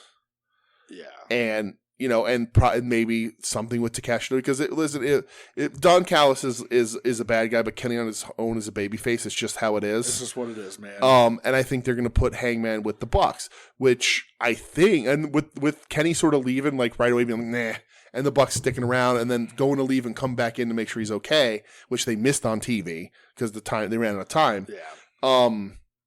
I think that's a backstep for Hangman, especially after the Texas Death Match. Well, and it does go back to the story when Hangman beat Kenny for the title. Right. When the one Buck gave Hangman the okay. Right. Like, go ahead. Mm-hmm. And it is one of those, like, you could bring that up to book Kenny against the Bucks, being like, hey, all these years ago, like, do you not think I didn't go back and watch that? You know, and I never saw it. Right. And, like, you guys always wanted to be with him. Yeah. Over me. Yeah. You know? Remember how cool it was when Mox and Eddie stole their shoes? Yeah, that was real cool. But yeah, I think that's what they're doing. I think that's a backside. I think they built Hangman back up after all the fucking CM Punk nonsense and everything else. I think they built Hangman back up with this Moxley feud with that killer Texas Death Match, which got 5 stars from Meltzer, by the way. Did. 5 3/4 for the Iron Man match. Sure. And just to sub him back in with the Bucks, I think is a bit of a downgrade. But I also, Kenny's probably fully healthy, and especially building towards Forbidden Door. There's way less interest in Forbidden Door being Kenny and the Bucks versus somebody when it's Kenny solo. I think that's where the money is. 100% is where the money is. And I think putting Kenny in a match with anybody else in that company elevates the person he's wrestling. From a fan point of view and from an in-ring point of view. Yeah. So I think that's what they're doing, and that's fine. I'll just unfortunately go back to not caring about Hangman again. Yeah. Fucking way she goes. Plus, when Hangman's with the Bucks in another 3 months, you then do Hangman and the Bucks versus FTR and Punk. Yeah, but then there's like, where's Adam Cole going to fit in? Because he's coming back. Who cares? No. He is coming back. And he has I know he's coming back as a good guy now, because how could you not? Yeah. But hopefully he's got unsettled beef with the Bucks. Hopefully O'Reilly comes back, and Bobby Fish threatened Orange Cassidy on Instagram this week. Dude, I saw that blurb, and somebody goes, good to file him under the people that you mute on Facebook. Yeah. That guy stinks. He was the one I retweeted. I was like, you bet on yourself and lost. What an idiot. Where's the lie? I love him that he was like, I'm leaving. Hunter will have me back. Yeah. And he's like, guys, you're going to come with me, right? Uh-huh. No. Yeah. So. But yeah. Yeah. I really like this Dynamite, though. I thought it was solid. I liked it. There was enough stuff to keep me pumped up. Yeah, I thought it was a solid show for sure. I like this main event too. Yeah, main event was very. Good, I think there was 2 really good matches and a third one that was at least really fun. Yeah. And the segments some of them were wasteful. You're going to get that on any wrestling show. But I thought this was really good. I enjoyed this Dynamite. I felt good afterwards. I was pretty pumped up. Yeah. So I agree, man. I also did a lot of energy drink. Yeah, why are we doing so much? I don't know. It was an accident. You ready to take a trip? Strap in. We're going to Japan. We were going around the world.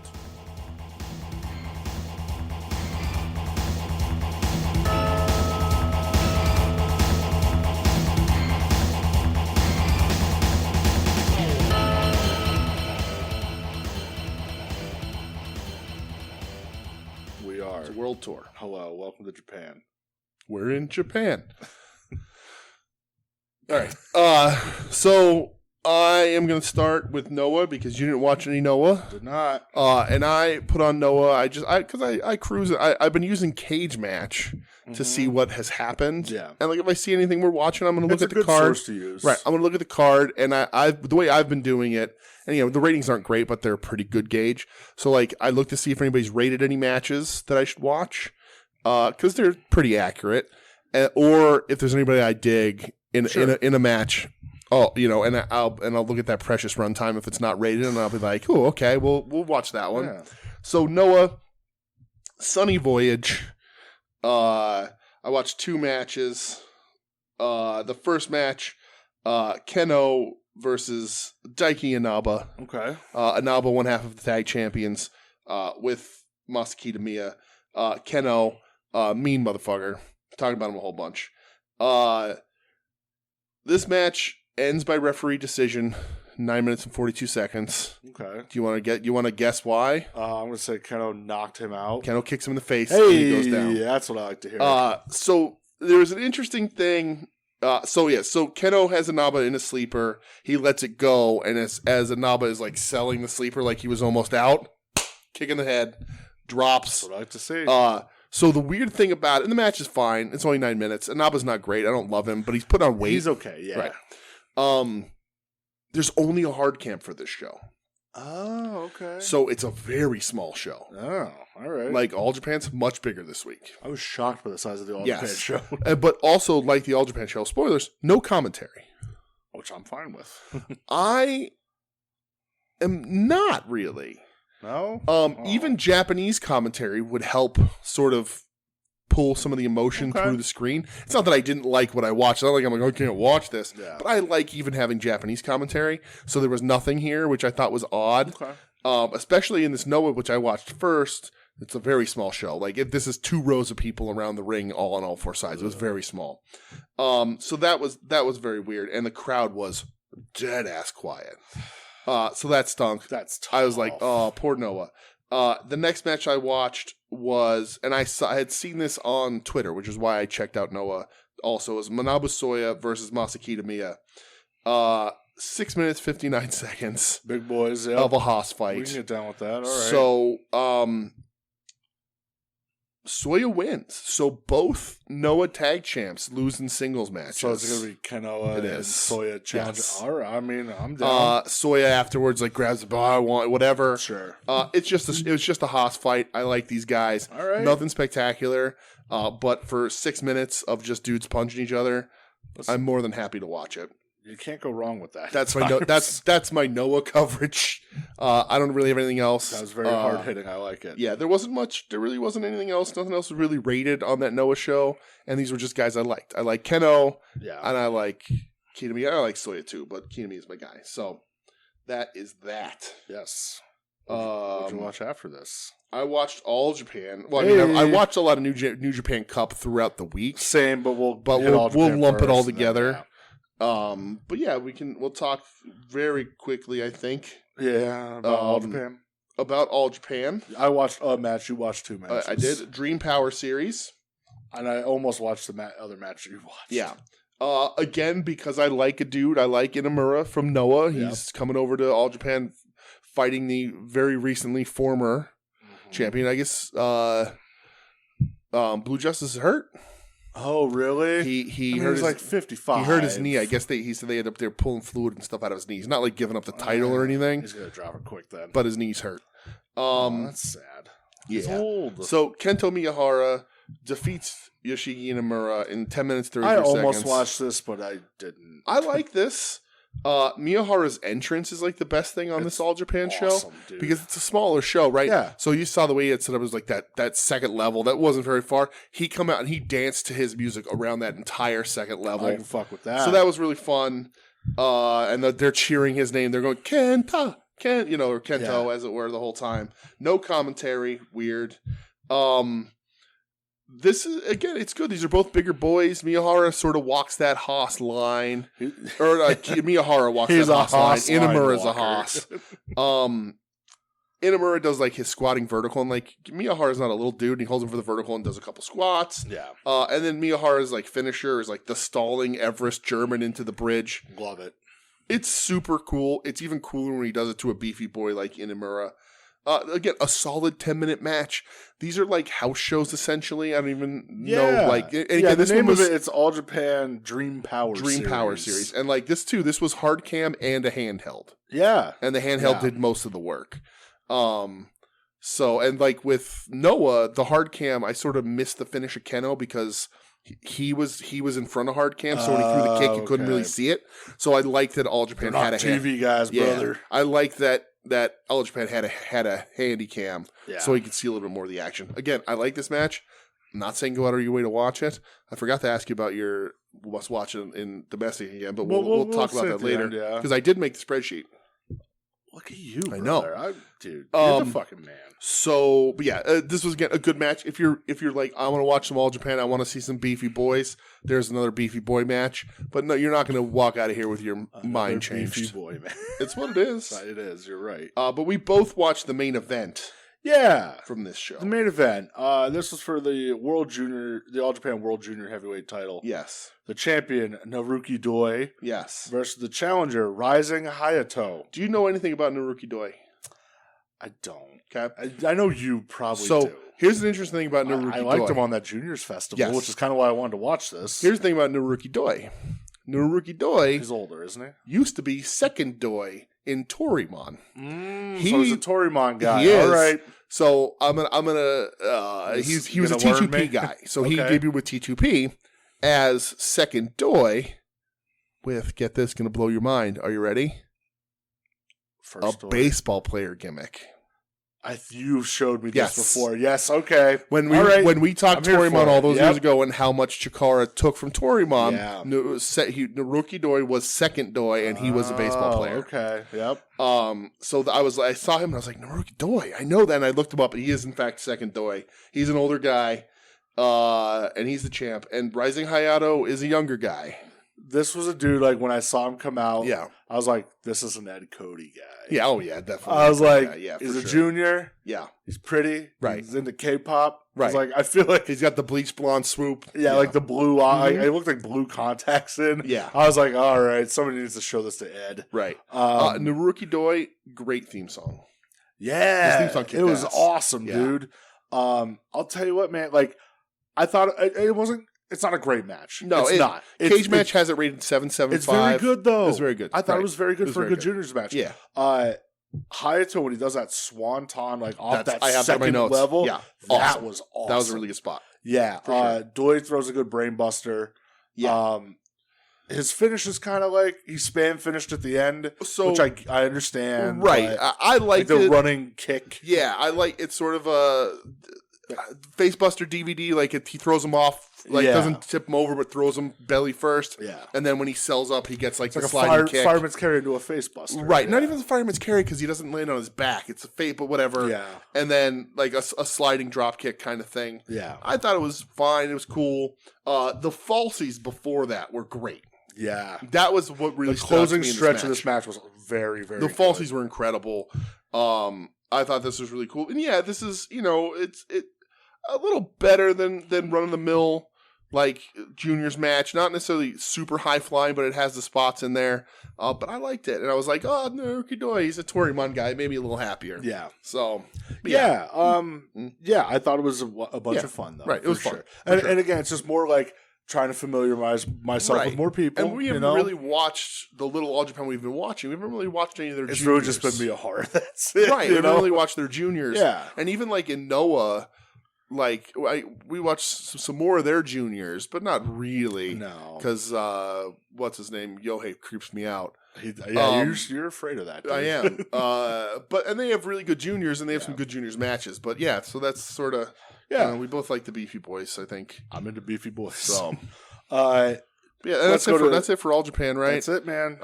If you want to ever search out All Japan, there was no Stardom show this week, I don't think. There was house shows. Yeah, nothing special. But yeah, if you want to, you need help finding that stuff, let us know. We've got a good hookup for it. What so a godsend. Yeah. Yeah. So did you try hooking it up to your Samsung TV through the screen mirror?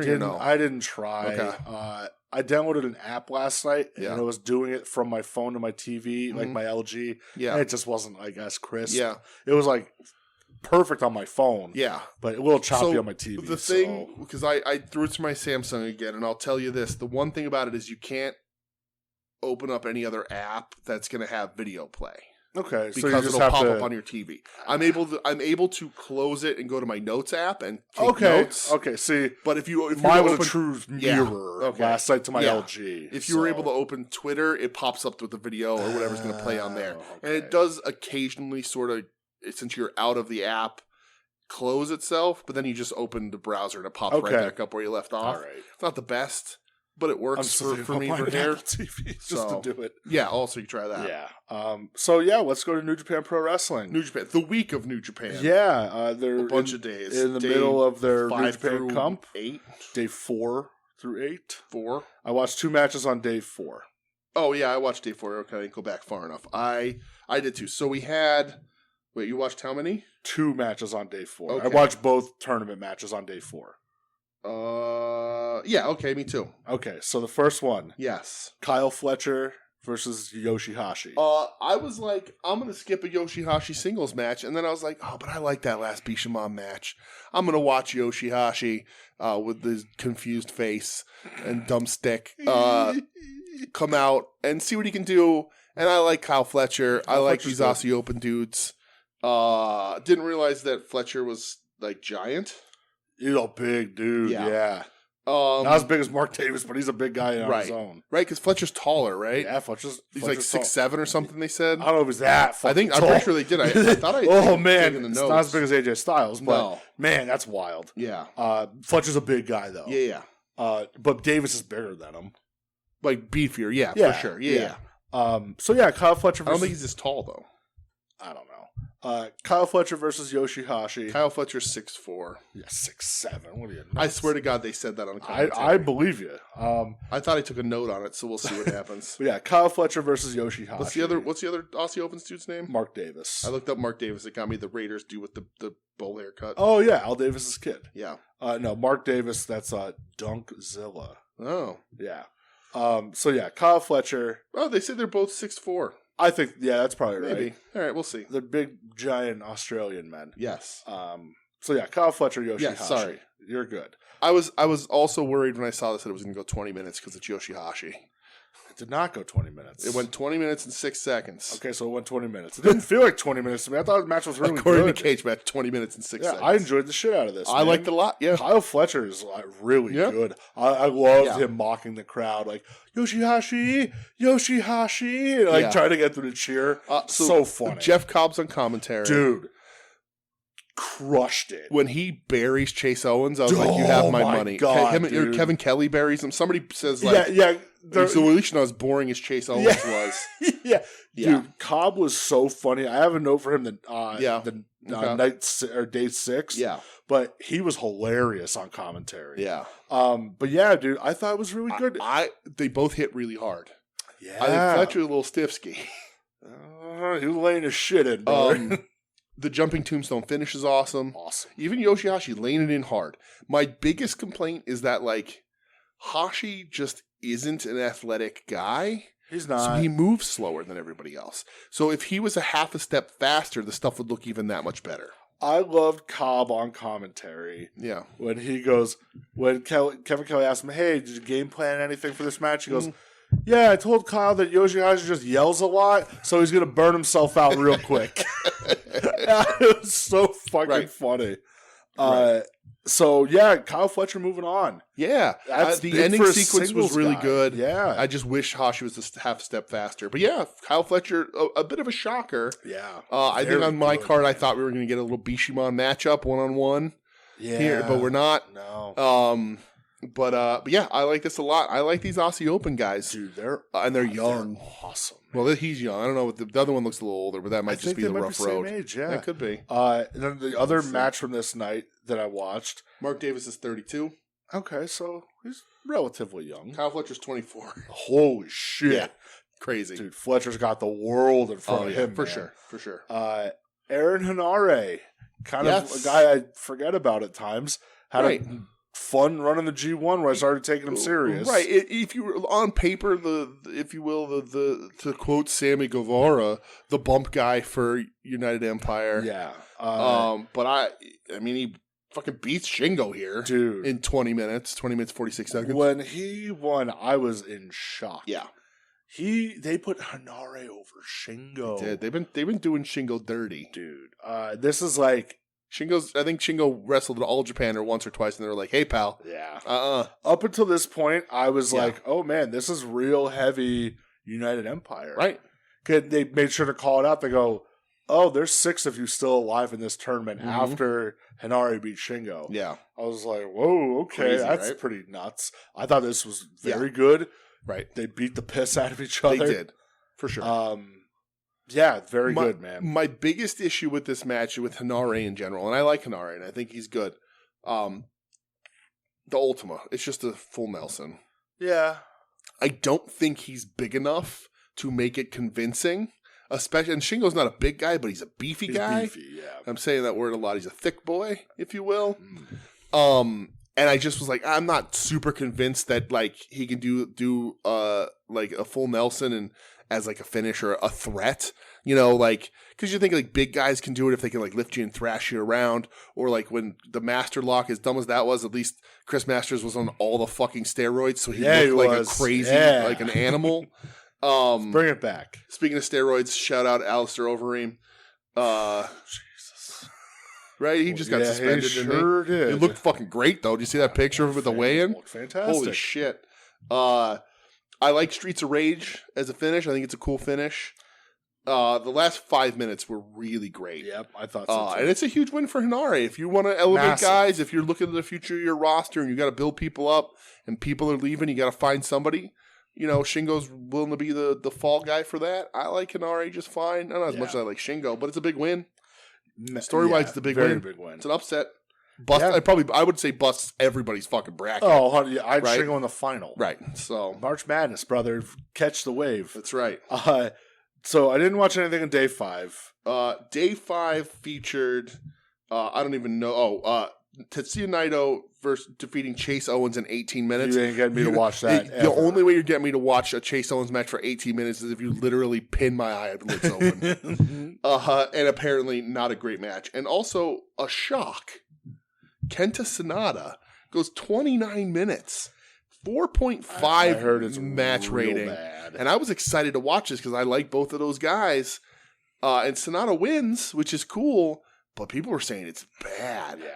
And I'm like, uh-oh. Yeah, but I was like, I'm not going to. So I skipped it. I'm not going to especially because at a 30-minute match in the cup, in the middle of the cup, I'm like, you got to be good. And it's gotten bad press not doing it. So day 6. Day 6. Did you watch anything? I watched one match. So day 6 had Tama Tonga defeating Aaron Hinare. I did not watch that. I didn't watch it.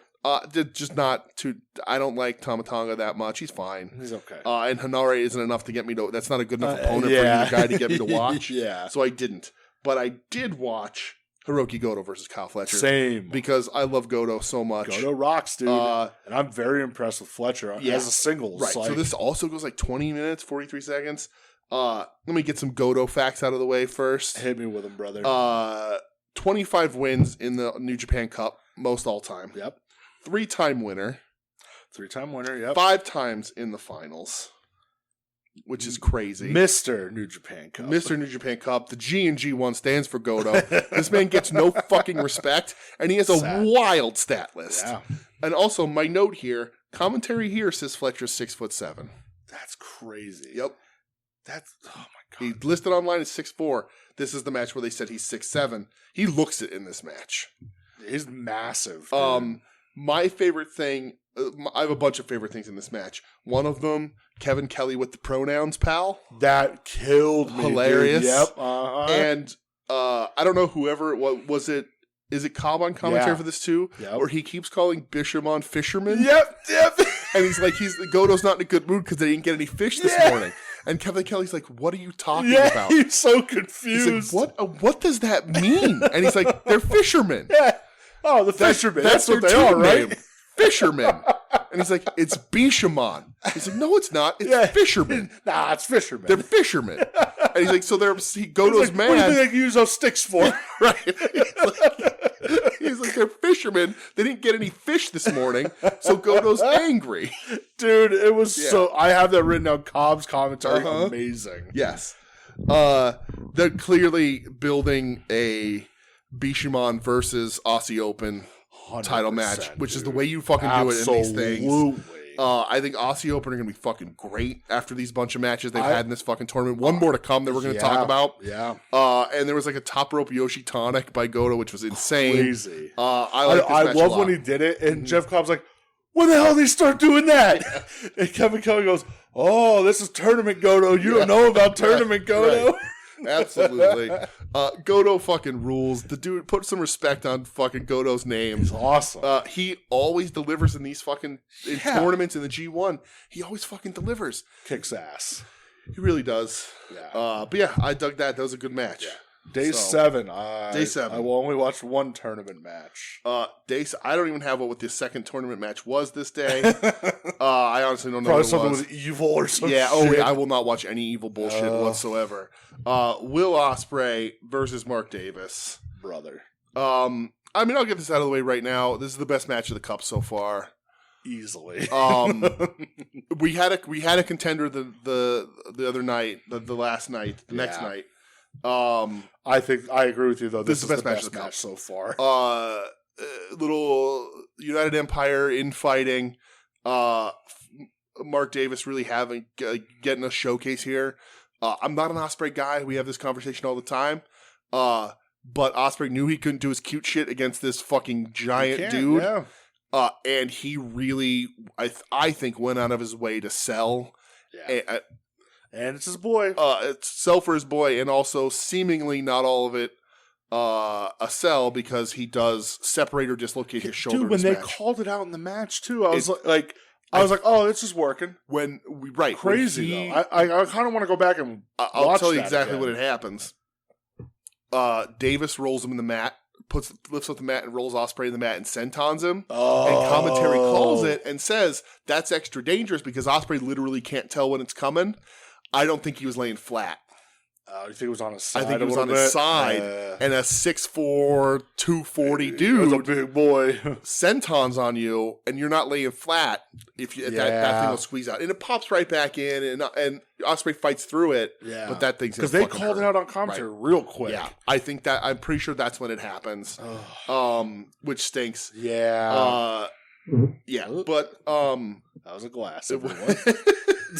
Hanare even says, like, I watched it, it was out, and he popped it back in. Oh, by the way, dude, when I turn this match on, fucking Great O'Con's handcuffed to the goddamn rail. That was because of Evil, I think, or one of the House of Torture guys, right? Like, what's happening? Right, yeah. Because Kevin Kelly stood up, he's like, will somebody help Great O'Con? Yeah, I think that was a House of Torture thing. So, the only thing I didn't like in this match... Chase Owens commentary. No. Okay. Was... the top turnbuckle lariat spot. Yeah, a little too cute. A little too much. I'm watching my Takeshi tapes here. Yeah. There wasn't enough. Not enough on so lariat needs to come from your feet up through your shoulders, and there's not enough leverage up there to make that look right. So Ospreay has to jump a little too early, and it's a little too cute. I didn't like it, but it's fine. I like the idea, but it didn't quite work. Yeah. I love the sell by Davis into the hidden blade. So good. So you think he's getting beat up, and he takes something from Ospreay, and he's fighting power. Fighting spirits up out of the corner, and you think he's gonna come at him, and he drops and takes the hidden blade. He got wiped out his by knees the buckled. Such a great finish. I think Ospreay reined himself in and fought a bigger opponent in this, and made sure he made Mark Davis look like $1 million. Which is really good because Ospreay does in fact hurt his shoulder and has withdrawn from the cup. What a bummer! And they put Mark Davis in his spot. Both of us had Ospreay winning this whole thing. Yes. I do not see a scenario, especially with the way the cards have fallen around the bracket, for Ospreay not to have been able to win this thing. I had him winning it. Me too. I think they did too. I just think it's what it is. Yeah, sucks. I don't know what the hell they do now. Fingers crossed. Yeah, because Sonata. Mark Davis takes his spot. Right. So. Where do you go? Fingers crossed, Sonata. Has Naito ever won it? I don't know. Probably. I don't know if Naito's ever won it. Like if you're gonna try and make somebody, and they did say that the finals are in Sonata's hometown, last week. Yeah. I think maybe you do Sonata. I don't know. I don't know that you give Goto another one. Fuck it. Well, there's another person we could talk about. Yes, from day 8 there is. I only watched one match from day 8. I did not watch David Finlay beat the Great O'Con in 13 minutes because I'm fearful of that's where they're going. Me too. Me too.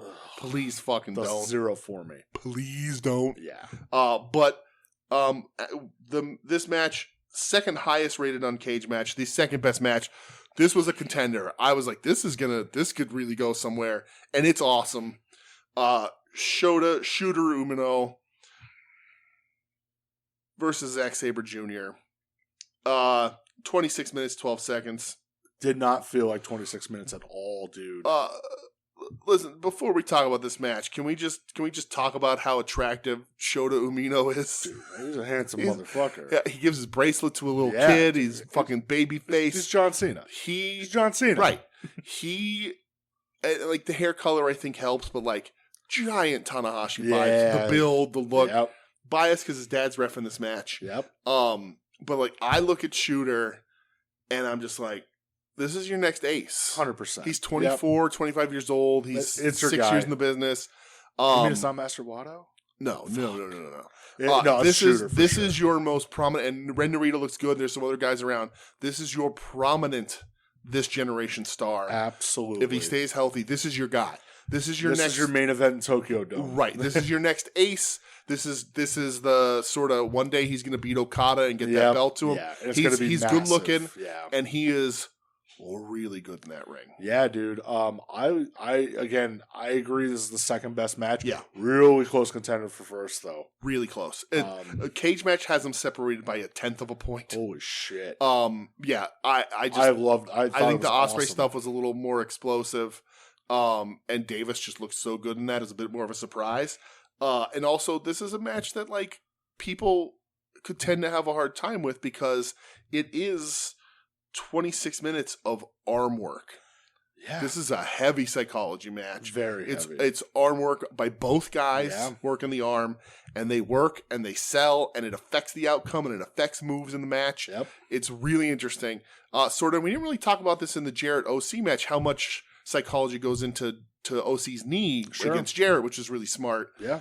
Making you think that he can't hit the Superman punch and Jarrett's going to take advantage. Very smart. This is all arm work, and like one of my favorite things in this match is Sabre having to try and European uppercut with his non-dominant arm and not doing it, and Shooter just letting it happen and looking at him like this doesn't hurt. Yeah. I was like, doesn't have the same effect. My God. Yep. So cool.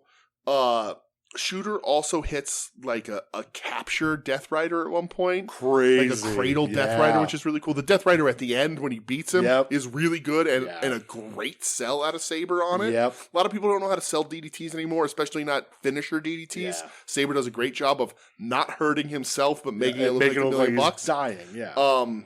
But like Shooter's only 25. Crazy. The world is in front of him. Crazy. Yeah. Super excited, and like he beating Zack Sabre. Zack Sabre held the title. That's a big deal, man. So like conceivably he'll challenge for that Sabre TV title. Semifinals. Yeah, me too. Yeah. So I could see him. Yeah, him Sabre for the TV title. He beat him in a tournament. He conceivably gets a title shot. You have the right to that shot. I agree. And I think surprise if you want to actually say the rocket chip's on this kid, he could win the cup. I don't think he will. I don't think he will. He'll get eaten alive by Okada. Yeah. But he's not ready to step to Okada. Fucking ready, but brother. like they're clearly like showing like this is our guy, and we're gonna start moving. It's been his best match since he's been back from excursion. For sure. It was really good. Sure. Yep. Great dance partner with Sabre too. Yeah, Sabre can wrestle. This match fucking rules. Yeah, I thought it was awesome, dude. Absolutely. So that's where we end on the New Japan Cup because that was yesterday. Yes. Do you have updated brackets? I do. Or no. Okay. Let me see because I did save a screenshot. Here we go. So we are at the next matchups are for on the dates are early 3/17. We're having Sonata versus Naito. Yep. Which is going to be really good. Is that a semifinal or a quarterfinal? It is quarterfinal. Okay.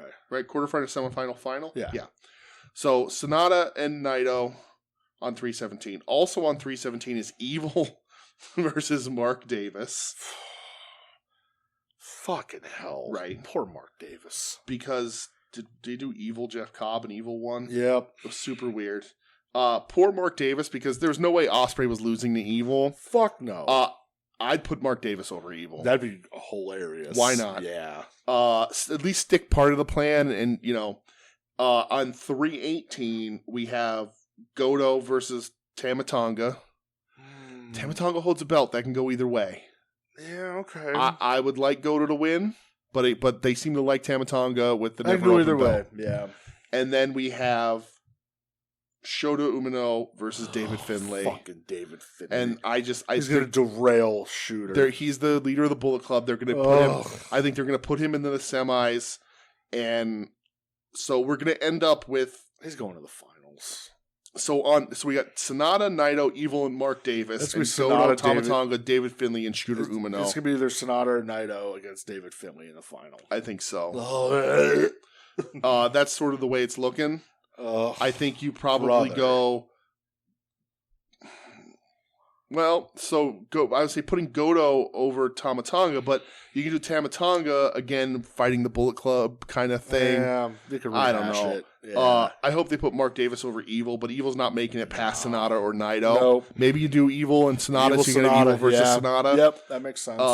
Sonata in the finals. Oh, God, it's going to be Sonata, David Finlay. Yeah, and I think if that happens, I think the New Japan track record of not pulling the trigger on Sonata puts David Finlay in the cup, and they try and force feed us Finlay, and it's not going to work. That hurts my whole It's just heart, not going to fucking work. I think because it was supposed to be Ospreay, no doubt in my mind it was going to be Ospreay, especially this lineup. Ospreay Finlay in the final. Because everything that falls in place is the same way, except it's Ospreay instead of Mark Davis. Yeah. Ospreay's on a different level than the rest of these guys, like over-wise, fan reaction-wise.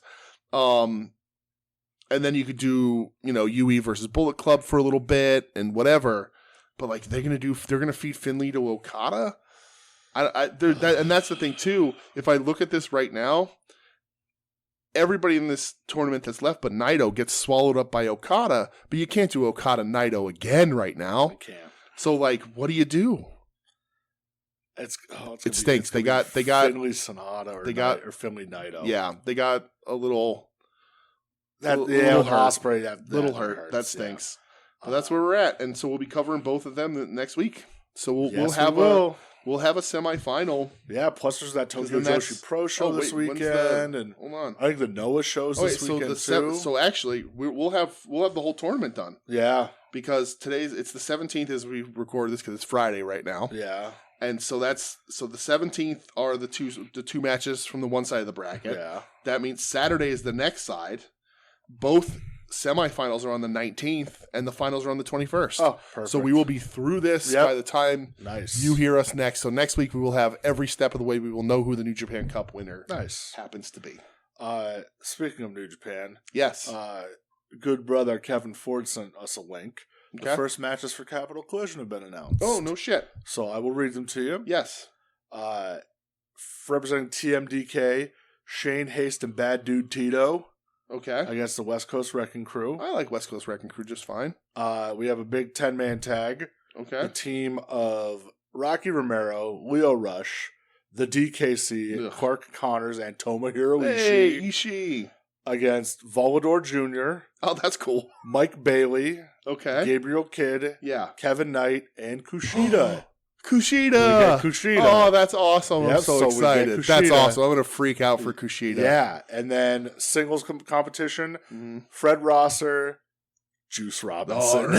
Oh, we get Juice, man. And that's in DC. A little harder to... Yeah, we get the Juice. Yeah, a little harder to meet people in DC, but if they run it with Juice, I'm just going to sit outside the arena early and just try and meet Juice Robinson. Just have a sign. Yeah, so they announced the first three.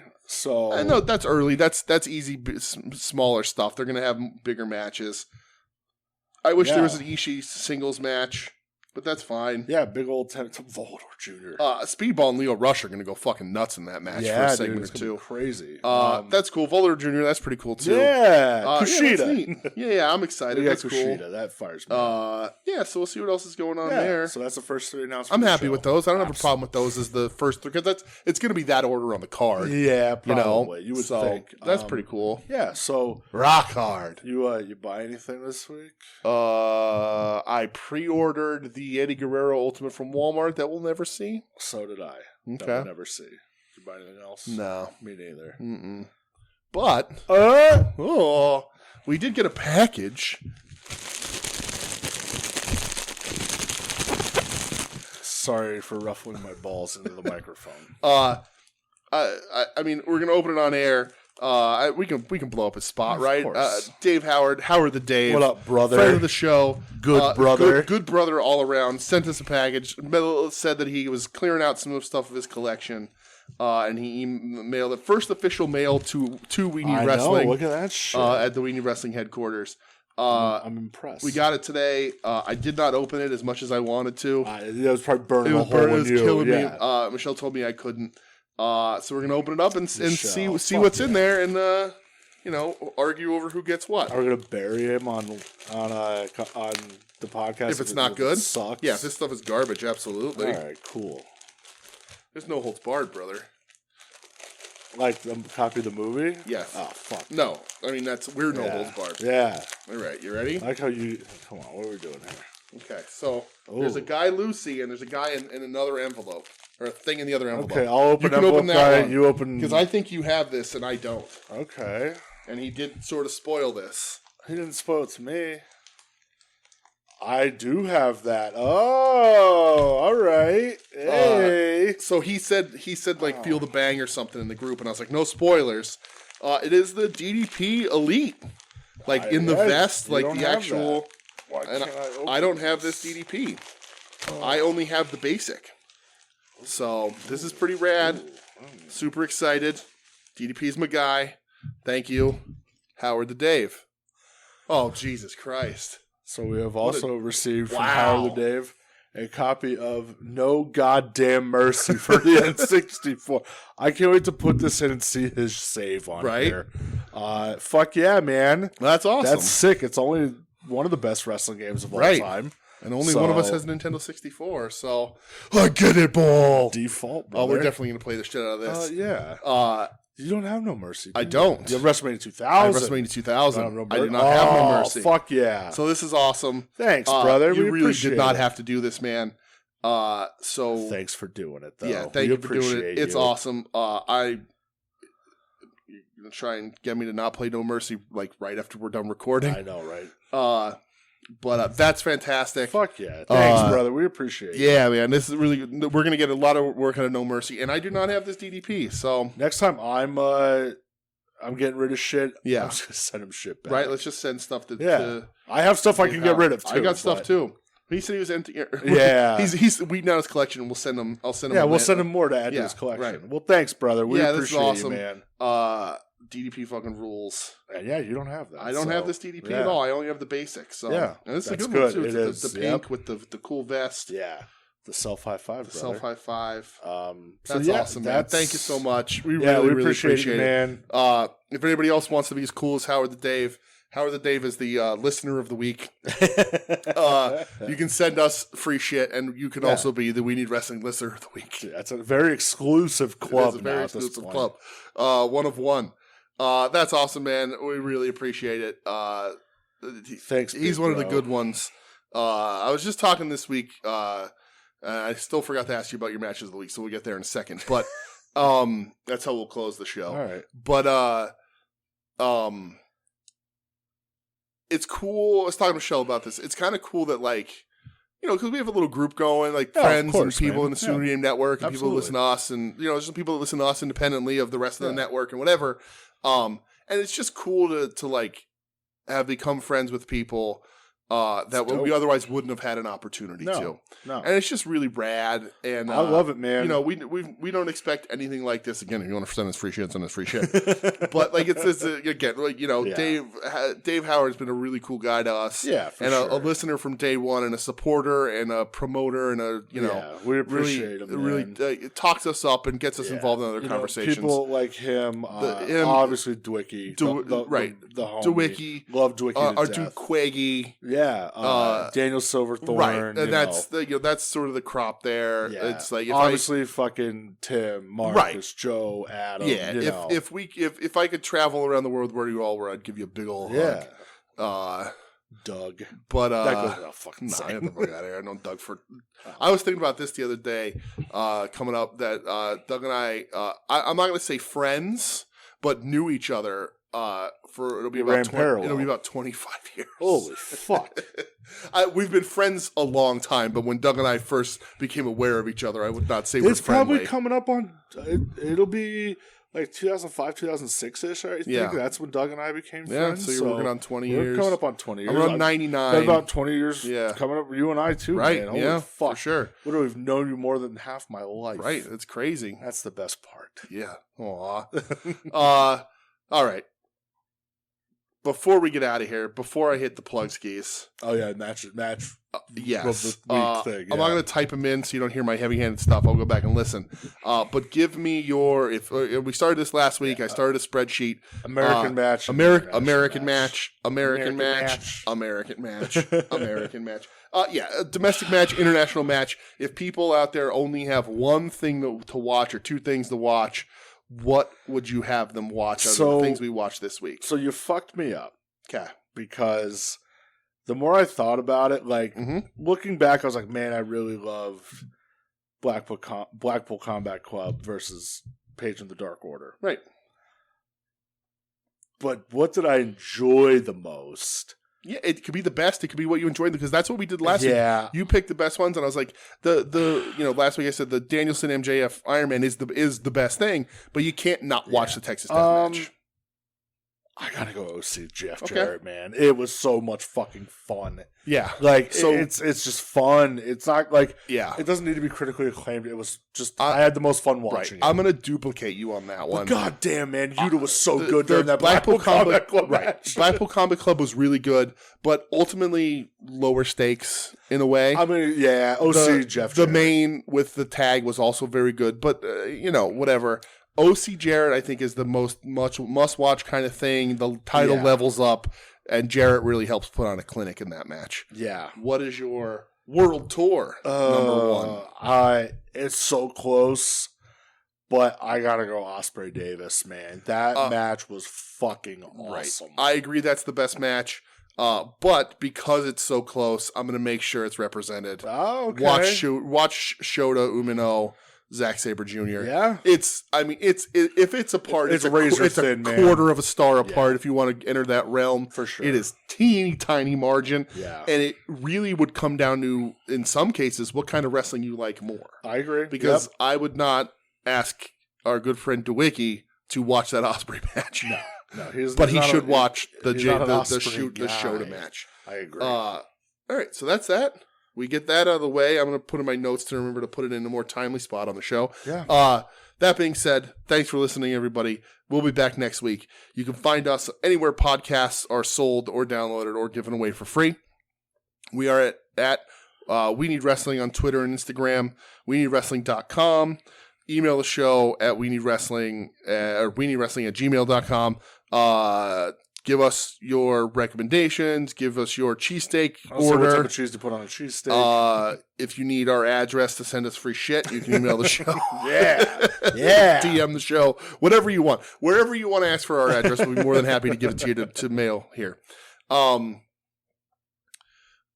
That being said, we're part of the Soon Renamed Network at STBN Network on Twitter, soonrenamednetwork.com, soonrenamednetwork.tumblr.com. Yep. We've other shows. I think we've mentioned about all of them. What?